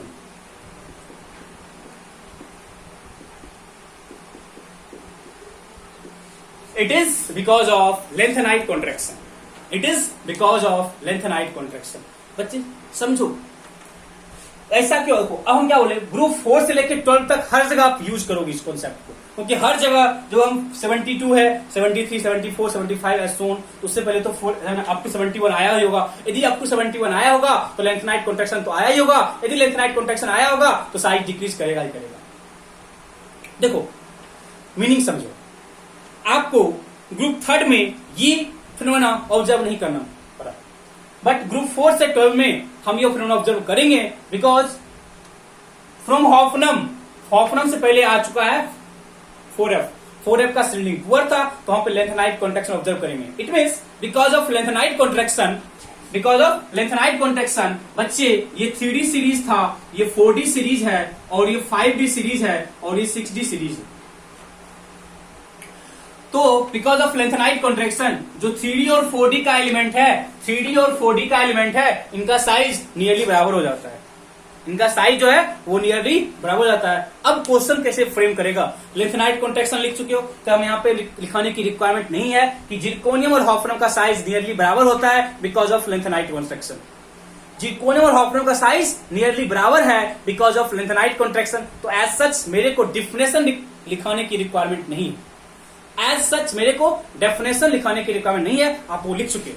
इसको अच्छे से नोट करो, अच्छे से सजा के, ताकि आपको बाद में सजा के मार्क्स भी मिले। ठीक है, देखो पहले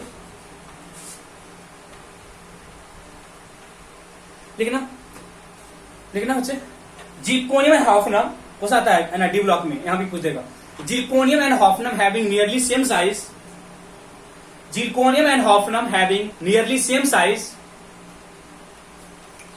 zirconium and hafnium having nearly same size because of zirconium and hafnium having nearly same size because of lanthanide contraction, because of lanthanide contraction, because of lanthanide contraction, and you know that what is lanthanide contraction, and you all know that what is lanthanide contraction। हमने उसको explain कर चुका है। अब आपको थोड़ा सा feel आ रहा होगा कि lanthanide में क्या कैसे कुछ होता है। एंड बच्चे ये जो बिहेवियर है वो 4 से 12 में हर एलिमेंट के लिए है, बट अभी तक जितने भी क्वेश्चंस फ्रेम हुए हैं वो जिरकोनियम और हॉफनियम के बारे में ही है। अभी तक जितने भी क्वेश्चन फ्रेम हुए हैं वो जिरकोनियम और हॉफनियम के बारे में ही है। तो हमें जो ज्यादा फोकस करना है that is on zirconium and hafnium. अब हम फिर से पीछे जाते हैं। पीछे जाने का मतलब है कि हमने इंडियम और थैलियम के बारे में एक्सप्लेन करना चाहा था। 49 है और 81 है।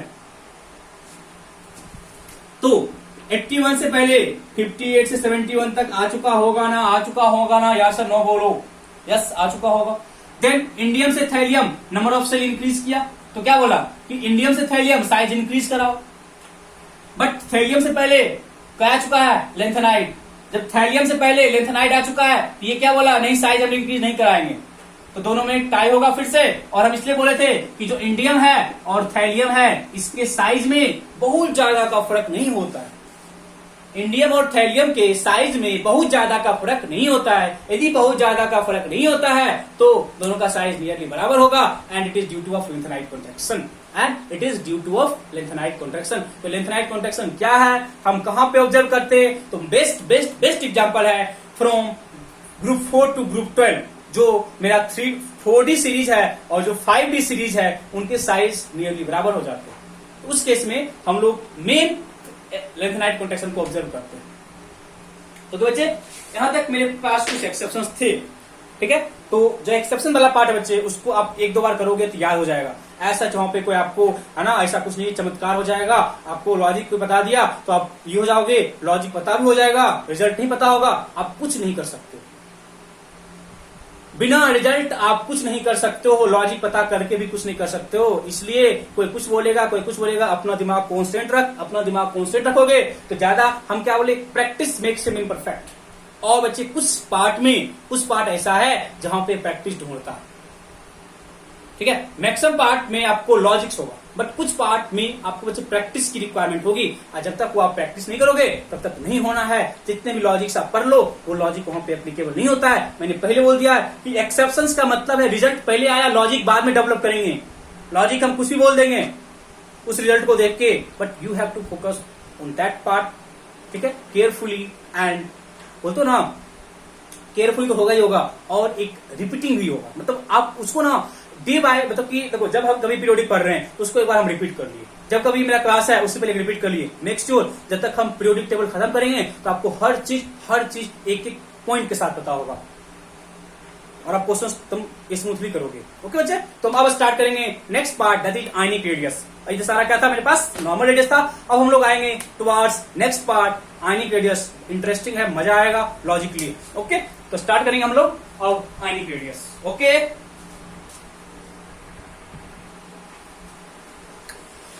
ओके बच्चे, अब हम किसकी बात करेंगे, आयनिक रेडियस की।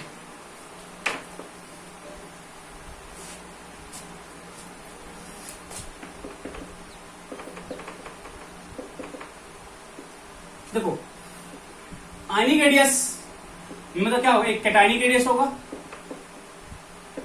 एक क्या होगा, अनायनिक रेडियस होगा।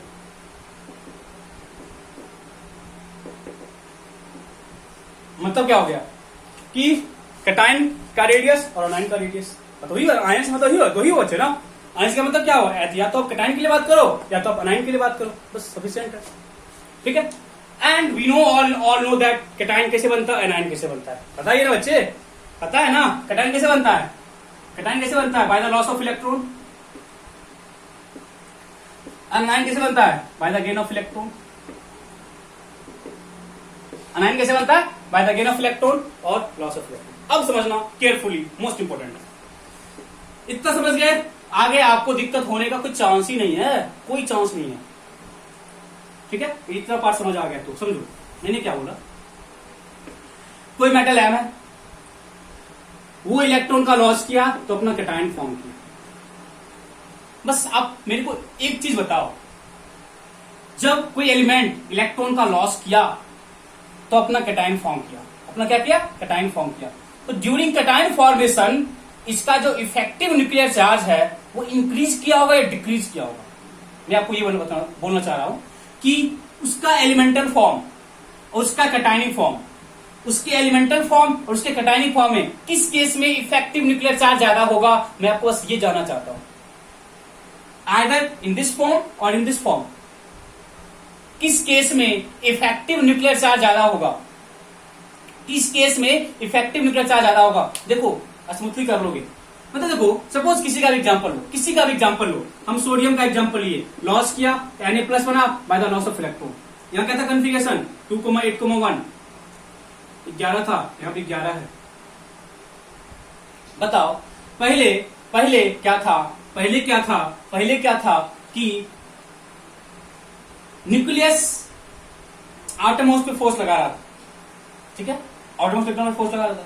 अब अपने इलेक्ट्रॉन को बाहर निकाल दिया, आपने क्या किया, इलेक्ट्रॉन को बाहर निकाल दिया। मतलब सिंपली ये बात हुआ ना बच्चे, सिंपली। अब देखो यहाँ पे तो आप ये भी ऑब्जर्व कर सकते हो कि एक सेल तो डिक्रीज कर गया, यहाँ पे क्या होगा 2,8 हो जाएगा, सेल डिक्रीज कर गया तो साइज डिक्रीज कर गया। इसमें तो आप इजीली कर लोगे, बट कभी क्या ना, ऐसा केस लो मैग्नीशियम का, सपोज एक इलेक्ट्रॉन का लॉस किया, अभी एक ही लॉस किया, बोलोगे 2 लॉस करता है बच्चे, एक लॉस किया अभी, तो क्या होगा 2,8,1 12 था। बताओ अब एक चीज बताओ, पहले न्यूक्लियस इस 2 इलेक्ट्रॉन पे फोर्स लगा रहा था, आउटरमोस्ट पे क्या था, फोर्स लगा रहा था। अब हमने क्या किया, आउटरमोस्ट से एक इलेक्ट्रॉन को लॉस करा दिया। यदि बच्चे हमने आउटरमोस्ट से इलेक्ट्रॉन का लॉस करा दिया, it means number of electron decrease कराया, हमने नंबर ऑफ इलेक्ट्रॉन डिक्रीज करवाया। बट न्यूक्लियस में जो नंबर ऑफ प्रोटॉन है अब भी कांस्टेंट है, प्रोटॉन को सेम रखा बट इलेक्ट्रॉन को डिक्रीज करा दिया, इफेक्टिव न्यूक्लियर चार्ज क्या होगा, इंक्रीज या डिक्रीज। पॉजिटिव चार्ज आप सेम रख रहे हो, इलेक्ट्रॉन को डिक्रीज कर रहे हो, इफेक्टिव न्यूक्लियर चार्ज इंक्रीज करेगा ना। मैंने क्या बोला, नंबर ऑफ प्रोटॉन क्या है, सेम है, बट नंबर ऑफ इलेक्ट्रॉन क्या किया, डिक्रीज किया। नंबर ऑफ इलेक्ट्रॉन क्या हुआ, डिक्रीज किया। दैट इज जेड इफेक्टिव क्या कर गया, इंक्रीज कर गया। That is Z effective increase कर गया। इसका ये मतलब हुआ कि जब कभी भी कोई नॉर्मल एटम अपना कैटायन फॉर्म करता है, इन दैट केस जो इफेक्टिव न्यूक्लियर चार्ज है वो इंक्रीज करता है। इट मींस जो उसका कैटायन है ना बच्चे, उसका साइज, उसमें इफेक्टिव न्यूक्लियर चार्ज ज्यादा होगा। यदि कैटायन के पास इफेक्टिव न्यूक्लियर चार्ज ज्यादा होगा तो उसका कम होगा। It means radius of normal atom is less than its cation, ignore हुआ ना बच्चे। कैटायन का इफेक्टिव न्यूक्लियर चार्ज क्या था, ज्यादा था। फिर से मैं बता रहा हूं, देखो कहीं कहीं पे आप ये भी ऑब्जर्व करोगे, जब लॉस किया नंबर ऑफ सेल ही कम हो गया। इनकेस ऑफ सोडियम की बात कर रहे हैं हम, नंबर ऑफ सेल ही कम हो गया, साइज जैसे भी इसका साइज क्या होगा, कम हो जाएगा। बट मैंने आपको एक जनरल एग्जांपल दिया कि जब कभी बच्चे लॉस करता है इलेक्ट्रॉन का, फिर समझो, जब कभी भी कोई स्पीसीज इलेक्ट्रॉन का लॉस करता है तो इसका सिंपल सा मतलब क्या हो गया, आप इलेक्ट्रॉन के नंबर को डिक्रीज करा रहे हो। समझो लिखने बाद में, आप इलेक्ट्रॉन के नंबर को डिक्रीज करा रहे हो बच्चे। जब आपने इलेक्ट्रॉन का नंबर डिक्रीज करवाया, बट प्रोटॉन को आपने सेम रखा है, बट आपने प्रोटॉन को सेम रखा है। यदि आपने प्रोटॉन को सेम रखा और इलेक्ट्रॉन को डिक्रीज कराया, तो इसका ये मतलब हुआ कि आपने इफेक्टिव न्यूक्लियर चार्ज को इंक्रीज कराया। यदि आपने इफेक्टिव न्यूक्लियर चार्ज को इंक्रीज कराया, इसका ये मतलब हुआ cation having more effective nuclear charge as compare to normal atom. इसका ये भी मतलब हुआ कि जो कैटायन है उसका साइज छोटा होगा नॉर्मल एटम से, जो कैटायन है उसका साइज छोटा होगा नॉर्मल एटम से, because cation having increase effective nuclear charge, because cation having increase effective nuclear charge. Got it ना? चलो नोट कर लिया होगे। गुड। अनायन की बात करते हैं। मेटल है, इलेक्ट्रॉन गेन किया, अपना अनायन फॉर्म किया, ठीक है, कोई भी होगा, सिंपली बच्चे अनायन है। अब आपने नंबर ऑफ प्रोटॉन को सेम रखा, बट नंबर ऑफ इलेक्ट्रॉन को इंक्रीज करा दिया, नंबर ऑफ इलेक्ट्रॉन को इंक्रीज करा दिया।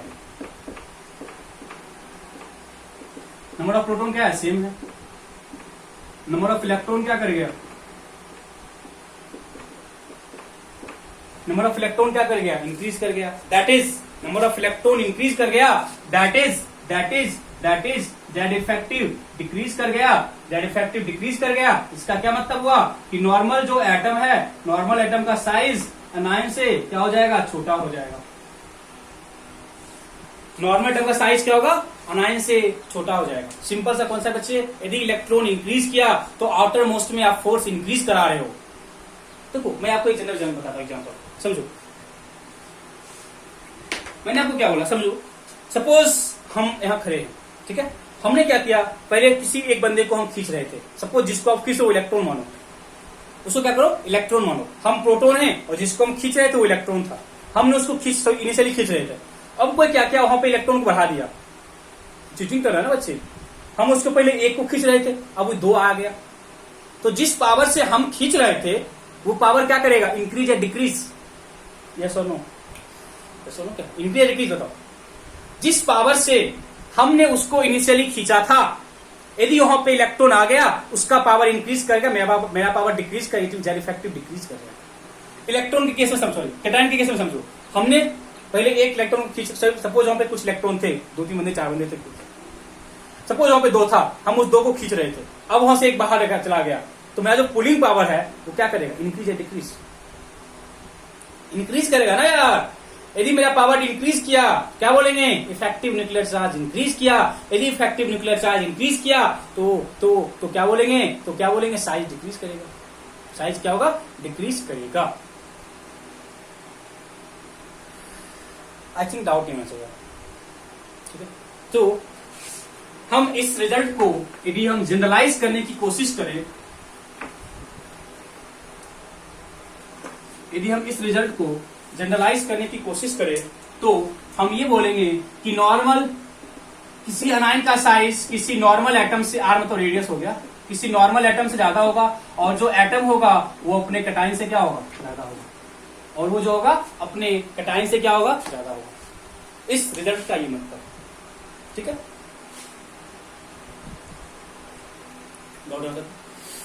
चलो अब सिंपल सा पॉइंट है, सिंपल कह लिख सकते हो। अब लिखना नोट करके, देखो note point. For cations of same element, for cations of same element, for cations of same element, for cations of same element of same period, for cations of same element of same period, for cations of same element of same period, higher the charge on ion, for cation of same element of same period, care करना, for cation of same element of same period, higher the positive charge, a smaller will be its size, higher the positive charge, a smaller will be its size, smaller will be its size. आया समझ में क्या बोले? For cation of same element, for cation of same element of same period higher the positive charge smaller will be size. बच्चे simple सा है, cation का size छोटा होता है अपने नॉर्मल एटम से, और कैटायन मतलब क्या हो गया, जितना पॉजिटिव चार्ज बच्चे आप इंक्रीज करोगे उतना इफेक्टिव न्यूक्लियर चार्ज क्या होगा, इंक्रीज करेगा। कहने का क्या मतलब है, जितना पॉजिटिव चार्ज आप इंक्रीज करा रहे हो बच्चे उतने इलेक्ट्रॉन को बाहर निकाल रहे हो, और जितने इलेक्ट्रॉन को बाहर निकालोगे उतना मेरा पुलिंग पावर इंक्रीज करेगा। यदि उतना पुलिंग पावर इंक्रीज किया तो साइज डिक्रीज करेगा। तो कहने का ये मतलब हुआ, यदि Cr+2, Cr+3 एंड Cr+6 की बात कर रहा है तो क्वेश्चन है element of cation of same element of same period, यहाँ पे एलिमेंट सेम है, तो higher the positive charge lesser will be size, higher the positive charge lesser will be size. यदि आपको पता है पॉजिटिव चार्ज के कारण साइज कम होता है, तो जितना ज्यादा पॉजिटिव चार्ज उतना कम साइज। सोचने वाली बात ही नहीं है, सोचने वाली बात ही नहीं है। Mn+2, Mn+4, Mn+5 और Mn+7 सेम चीज। मैग्नीज एलिमेंट सेम है, चार्ज इंक्रीज कर रहा है, चार्ज इंक्रीज करेगा तो साइज क्या होगा, डिक्रीज करेगा। Fe+2, Fe+3 अगेन ही होगा, फिर आउट नहीं होगा। कैटायन है और कैटायन पे चार्ज इंक्रीज कर रहा है बच्चे, जब चार्ज इंक्रीज कर रहा है तो साइज तो डिक्रीज करेगा। कॉपर+2, कॉपर एंड कॉपर+2 साइज से ज्यादा होगा।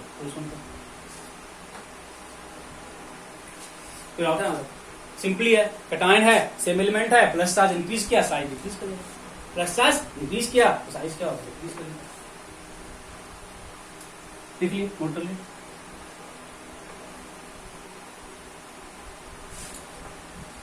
नोट का सेकेंड पॉइंट, नोट का सेकेंड पॉइंट लिखो। Higher the charge on anion, higher the charge on anion, higher the charge on anion, higher the charge on anion, more will be, higher the charge on anion, more will be number of electron in outermost cell. Higher the charge on anion, higher the charge on anion, more will be number of electron in outermost cell, more will be number of electron in outermost cell, more will be number of electron in outermost cell, and a smaller will be Z effective, and a smaller will be Z effective, a smaller will be Z effective, and hence larger will be size, and hence larger will be size, and hence larger will be size. आपको तो point समझ आ गया होगा। हम अनायन की बात कर रहे, उस हम किसकी बात करते, कैटायन की बात करते।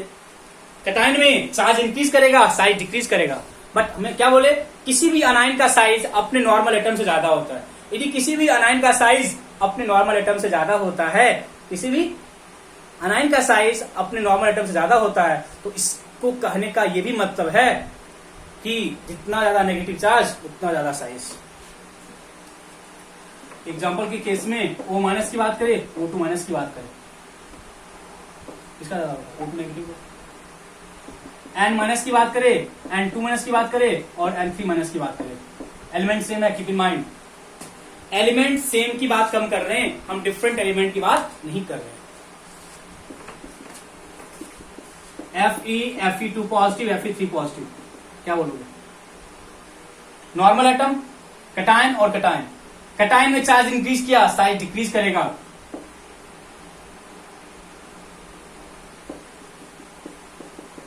Cl और Cl नेगेटिव, क्या बोलोगे? नॉर्मल, इसका अनायन, अनायन का साइज ज्यादा होता है, अनायन का साइज ज्यादा होता है। बस सिंपल सा फैक्ट है। क्वेश्चन प्रैक्टिस सेशन करेंगे तो अभी क्वेश्चन भी जम के करेंगे, प्रैक्टिस सेशन करेंगे ना, क्वेश्चन भी जम के करेंगे, ठीक है। तो एक बार एटॉमिक साइज खत्म हो जाए, फिर आपको मॉड्यूल से क्वेश्चन मिल जाएंगे सॉल्व करने के लिए, मॉड्यूल पे आपको क्वेश्चन से मिल जाएंगे सॉल्व करने के लिए, ठीक है। एटॉमिक साइज का last section, iso electronic species.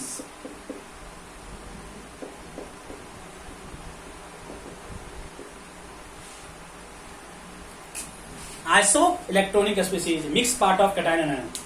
makes part of cationic and anionic radius.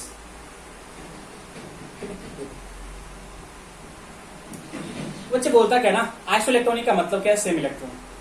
Isoelectronic का मतलब क्या है, सेम इलेक्ट्रॉन। देखो एक जो परसेप्शन है, जहां तक आज तक क्वेश्चन आने की बात है, जब भी एक क्वेश्चन आते हैं, एकदम उस केस की बात करें तो ऐसा देखा गया ना, या तो क्वेश्चन एक्सेप्शन वाले पार्ट से आया है, या तो क्वेश्चन आपको आइसोइलेक्ट्रॉनिक वाले पार्ट से आया है। ये ट्रेंड है आज तक का। या तो क्वेश्चन एक्सेप्शन वाले पार्ट से आया, या तो क्वेश्चन आइसोइलेक्ट्रॉनिक वाले पार्ट से आया। ये फैक्ट है और क्वेश्चन यहीं से आते हैं। तो आइसोइलेक्ट्रॉनिक का क्या मतलब हो गया, same electron. Same electron is called isoelectronic. Same number of electron is called isoelectronic. And in case of isoelectronic species, जो साइज है, they are inversely proportional to number of proton. most important fact. In case of isoelectronic species, जो atomic size है, बच्चे, वो number of proton के inversely होता है। वो नंबर ऑफ प्रोटॉन के इनवर्सली होता है। ठीक है, वो क्या होता है, नंबर ऑफ प्रोटॉन के इनवर्सली होता है। समझो इसका मान करने का क्या मतलब है। हम कुछ लिखे example, Na plus Mg2 plus Al3 plus F negative O2 negative Mg negative. आज तक मैक्सिमम टाइम यही क्वेश्चन आया, मैक्सिमम टाइम्स यही क्वेश्चन रिपीट करता है। देखो एग्जांपल है मेरा, हम इस केस में देखो, अब ऐसा होता है कि माइंड में हम आइसोइलेक्ट्रॉनिक क्यों सोचे, अलग अलग एलिमेंट है। अब बोलोगे ये तीनों एक ही पीरियड में है, बट ये डिफरेंट पीरियड में है। देखो ये थर्ड पीरियड में है और ये सेकेंड पीरियड में है। ठीक है, तो पीरियड का कॉन्सेप्ट तो लगेगा नहीं, और ग्रुप का भी कॉन्सेप्ट लगने लगेगा। कुछ कैटायन है, कुछ अनायन है, तो उसका भी कॉन्सेप्ट नहीं लगेगा। ना तो सारा कैटायन है, तो सारा अनायन है। ठीक है, तो इन सारे केसेस में अब जब हम क्वेश्चन सॉल्व करना सीखेंगे तो हम बताएंगे कैसे कैसे क्वेश्चन सॉल्व किए जाते हैं। प्रैक्टिस सेशन में हम लोग डिस्कस करेंगे कि अप्रोच क्या लेना है क्वेश्चन को कराने का। देखो कितना इलेक्ट्रॉन है, 11। सॉरी प्रोटॉन की बात करो, प्रोटॉन क्या होता है, atomic number 10, 11, 12, 13, 9, 8, 7। Number of proton is atomic number. Number of proton is atomic number. कितना इसके पास, एक का लॉस किया 10, 2 का लॉस किया 10, 3 का लॉस किया 10, 1 का गेन किया 10, 2 का गेन किया 10, 3 का गेन किया 10। It means these all ions are isoelectronic in nature. These all ions are isoelectronic in nature. Therefore, we can say that जो साइज है वो प्रोटॉन के इनवर्सली होगा। तो ऐसा क्यों बोल रहे बच्चे, कॉमन सेंस की बात है। नंबर ऑफ इलेक्ट्रॉन सेम है, तो जहां पे न्यूक्लियस में चार्ज ज्यादा होगा उसका साइज कम होगा। नहीं समझे ना, नहीं समझे, पता। और जब नंबर ऑफ इलेक्ट्रॉन सेम हो गया तो जिसके न्यूक्लियस में ज्यादा प्रोटॉन होगा उसका जेड इफेक्टिव ज्यादा नहीं होगा। जब नंबर ऑफ इलेक्ट्रॉन सेम है तो जिसके न्यूक्लियस में ज्यादा प्रोटॉन है उसका जेड इफेक्टिव ज्यादा नहीं होगा। जिसके न्यूक्लियस में ज्यादा प्रोटॉन है उसका जेड इफेक्टिव ज्यादा होगा। यदि उसका जेड इफेक्टिव ज्यादा होगा तो साइज कम नहीं होगा। यदि उसका जेड इफेक्टिव ज्यादा है तो उसका साइज भी कम होगा। इतना कुछ पढ़े, अब मूर्ख मत बनो।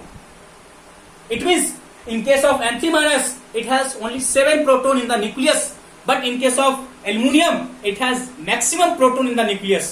It means इसलिए हम लिखे कि जो साइज है वो प्रोटॉन के इनवर्सली होता है। इसलिए मैंने क्या लिखा कि जो साइज है वो प्रोटॉन के इनवर्सली होता है। It means साइज का ऑर्डर क्या होगा, N3-, O2-, F-, then जल्दी बोलो, Na-, then Mg2 positive and then Al3 positive। Clear है ना, लॉजिक क्या होता है। जब आइसोइलेक्ट्रॉनिक है, इलेक्ट्रॉन सेम है, बट जिसके न्यूक्लियस में ज्यादा प्रोटॉन होगा उसका इफेक्टिव न्यूक्लियर चार्ज ज्यादा होगा। यदि उसका इफेक्टिव न्यूक्लियर चार्ज ज्यादा होगा तो साइज कम होगा। गॉट इट ना, लिखो नोट करके, इसको नोट कर लिया, नोट करो पहले। देखो, इन case of isoelectronic species, in case of isoelectronic species, in case of isoelectronic species, number of electrons are same. In case of isoelectronic species, number of electrons are same. In case of isoelectronic species, number of electrons are same, therefore number of electrons are same, therefore the ions having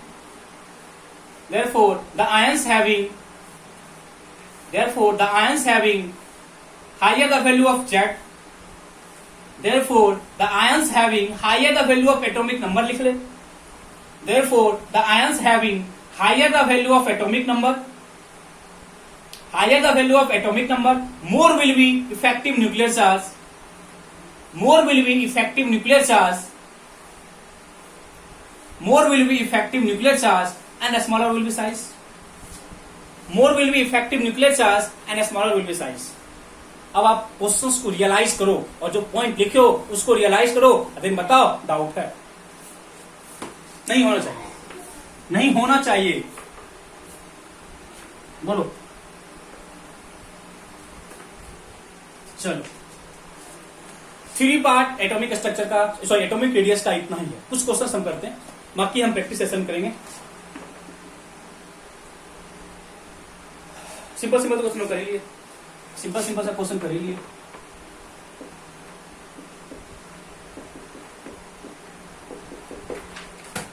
इनके size का order क्या होगा?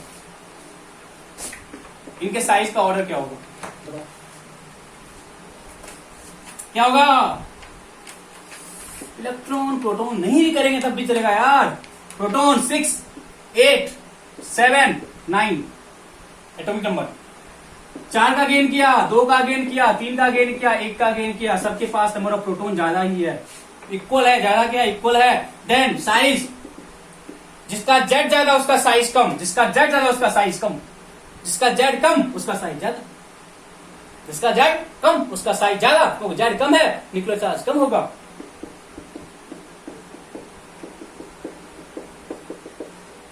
हाँ या ना? अरे हाँ या ना बोल, हाँ या ना बोल।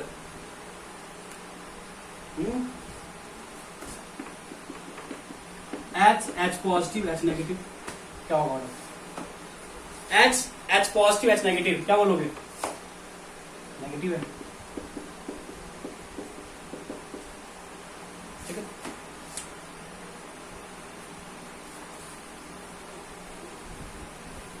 एक इंटरेस्टिंग सा क्वेश्चन है,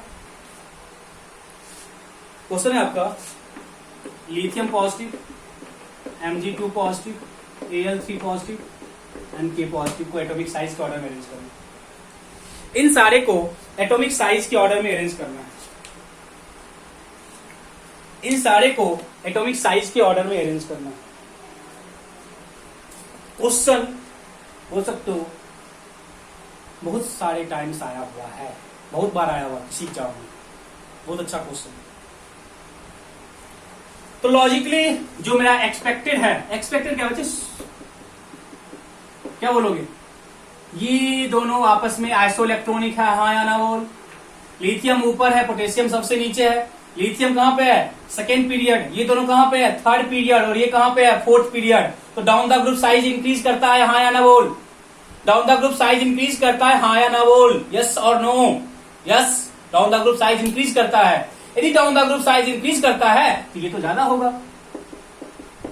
देन इन दोनों में आइसोइलेक्ट्रॉनिक का कॉन्सेप्ट है। यदि इन दोनों में आइसोइलेक्ट्रॉनिक का कॉन्सेप्ट है तो क्या बोलेंगे? जिसका प्रोटॉन ज्यादा उसका साइज कम। प्रोटॉन ज्यादा किसका है? 13 एल्यूमिनियम का है और 12 किसका है? मैग्नीशियम का है। तो Mg2+ का ज्यादा होगा, देन Al3+ का, देन Li+। ये आपका एक्सपेक्टेड होना चाहिए था और बहुत बड़ी होगा भी, तो होगा भी बट मैं बोलता हूं नहीं होगा। एक्सपेक्टेड ही होता बच्चे ना, आप लोगों का एक्सपेक्टेड ही होता ना, बट मैं थोड़ा सा चेंज करूंगा यहाँ पे, समझो क्यों।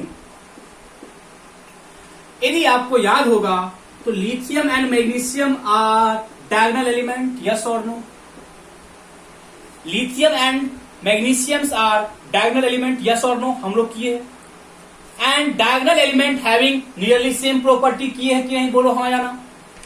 Diagonal element having same property किए हैं कि नहीं? बोलो हाँ या ना।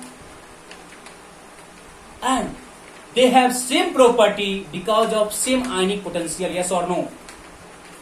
They have same property because of same ionic potential, and same ionic potential का मतलब है चार्ज बाय वॉल्यूम बराबर है, और चार्ज बाय वॉल्यूम बराबर है इसलिए क्योंकि वहां पे जो साइज होते हैं वो नियरली सेम होते हैं. Diagonal element having nearly same size,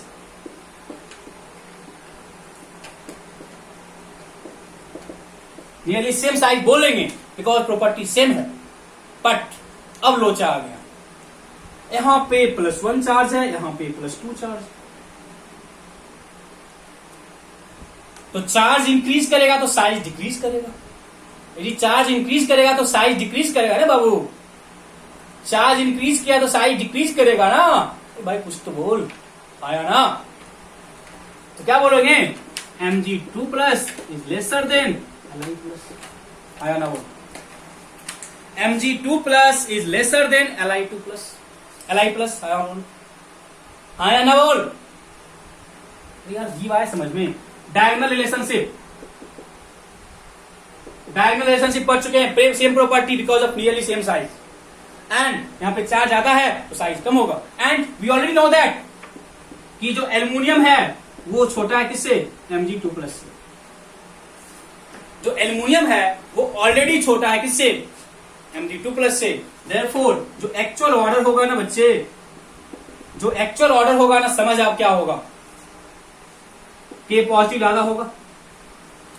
मैंने बोला Mg ज्यादा है किससे, Al से, और Mg खुद कम है किससे, Li से.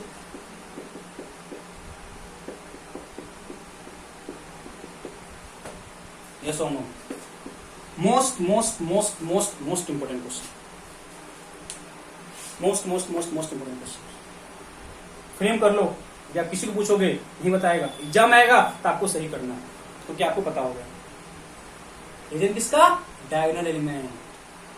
यदि बच्चे बेरिलियम और एल्यूमिनियम आ गया तो सेम लॉजिक लगाना. बेरिलियम एंड एल्यूमिनियम के पास होता है डायगोनल प्रॉपर्टी, उस चीज में भी ये चीज केयर करना. मिलेगी जब प्रैक्टिस सेशन में तो करेंगे क्वेश्चन चमके. ठीक है, करेंगे ना. यस. एक last question, F negative, O2 negative and H negative. बताओ साइज का ऑर्डर क्या होगा.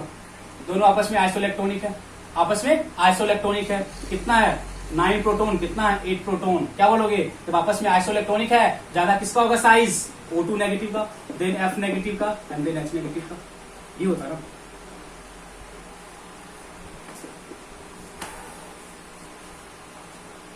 फिर से बोलोगे क्या कर रहे हो, बोलना भी चाहिए, ये सब कट कर दो. सेकेंड एक्सरसाइज बस एक आपको पीछे ट्राई किए, देखो क्या होता है. ये तो सही है, इसमें कोई दिक्कत नहीं है, बट H1S को हम सबसे लास्ट में लिखे क्यों, समझो इसके पीछे गलत है. इसका जो एक्चुअल ऑर्डर है ना, जो चीज का एक्चुअल ऑर्डर है, H negative, O2 negative and F negative. H negative, O2 negative and F negative. समझो क्या रीजन, सिंपल सा क्वेश्चन. H के पास एक इलेक्ट्रॉन था, जब इसने गेन किया एक इलेक्ट्रॉन का, इसके पास H नेगेटिव हो गया, 2 इलेक्ट्रॉन हो गया. बताओ है ना. इसके पास एक इलेक्ट्रॉन था, जब इसने गेन किया इसके पास 2 इलेक्ट्रॉन हो गया. एंड 2 इलेक्ट्रॉन का कहने का ये मतलब है 100% increase in number of electron. हाँ या ना बोल. जब H ने एक इलेक्ट्रॉन का गेन किया तो हम ये बोलेंगे कि in case of hydrogen there is increment of 100% electron. And इन दो कभी भी किसी भी क्वेश्चन में आपको 100% इलेक्ट्रॉन नहीं देखना चाहिए, नहीं मिलेगा, कहीं नहीं मिलेगा. यदि 100% इंक्रीमेंट है इलेक्ट्रॉन का, इट मीन जो इलेक्ट्रॉन रिपल्सन है बहुत ज्यादा होगा. 100% increment electron, therefore electronic repulsion is high.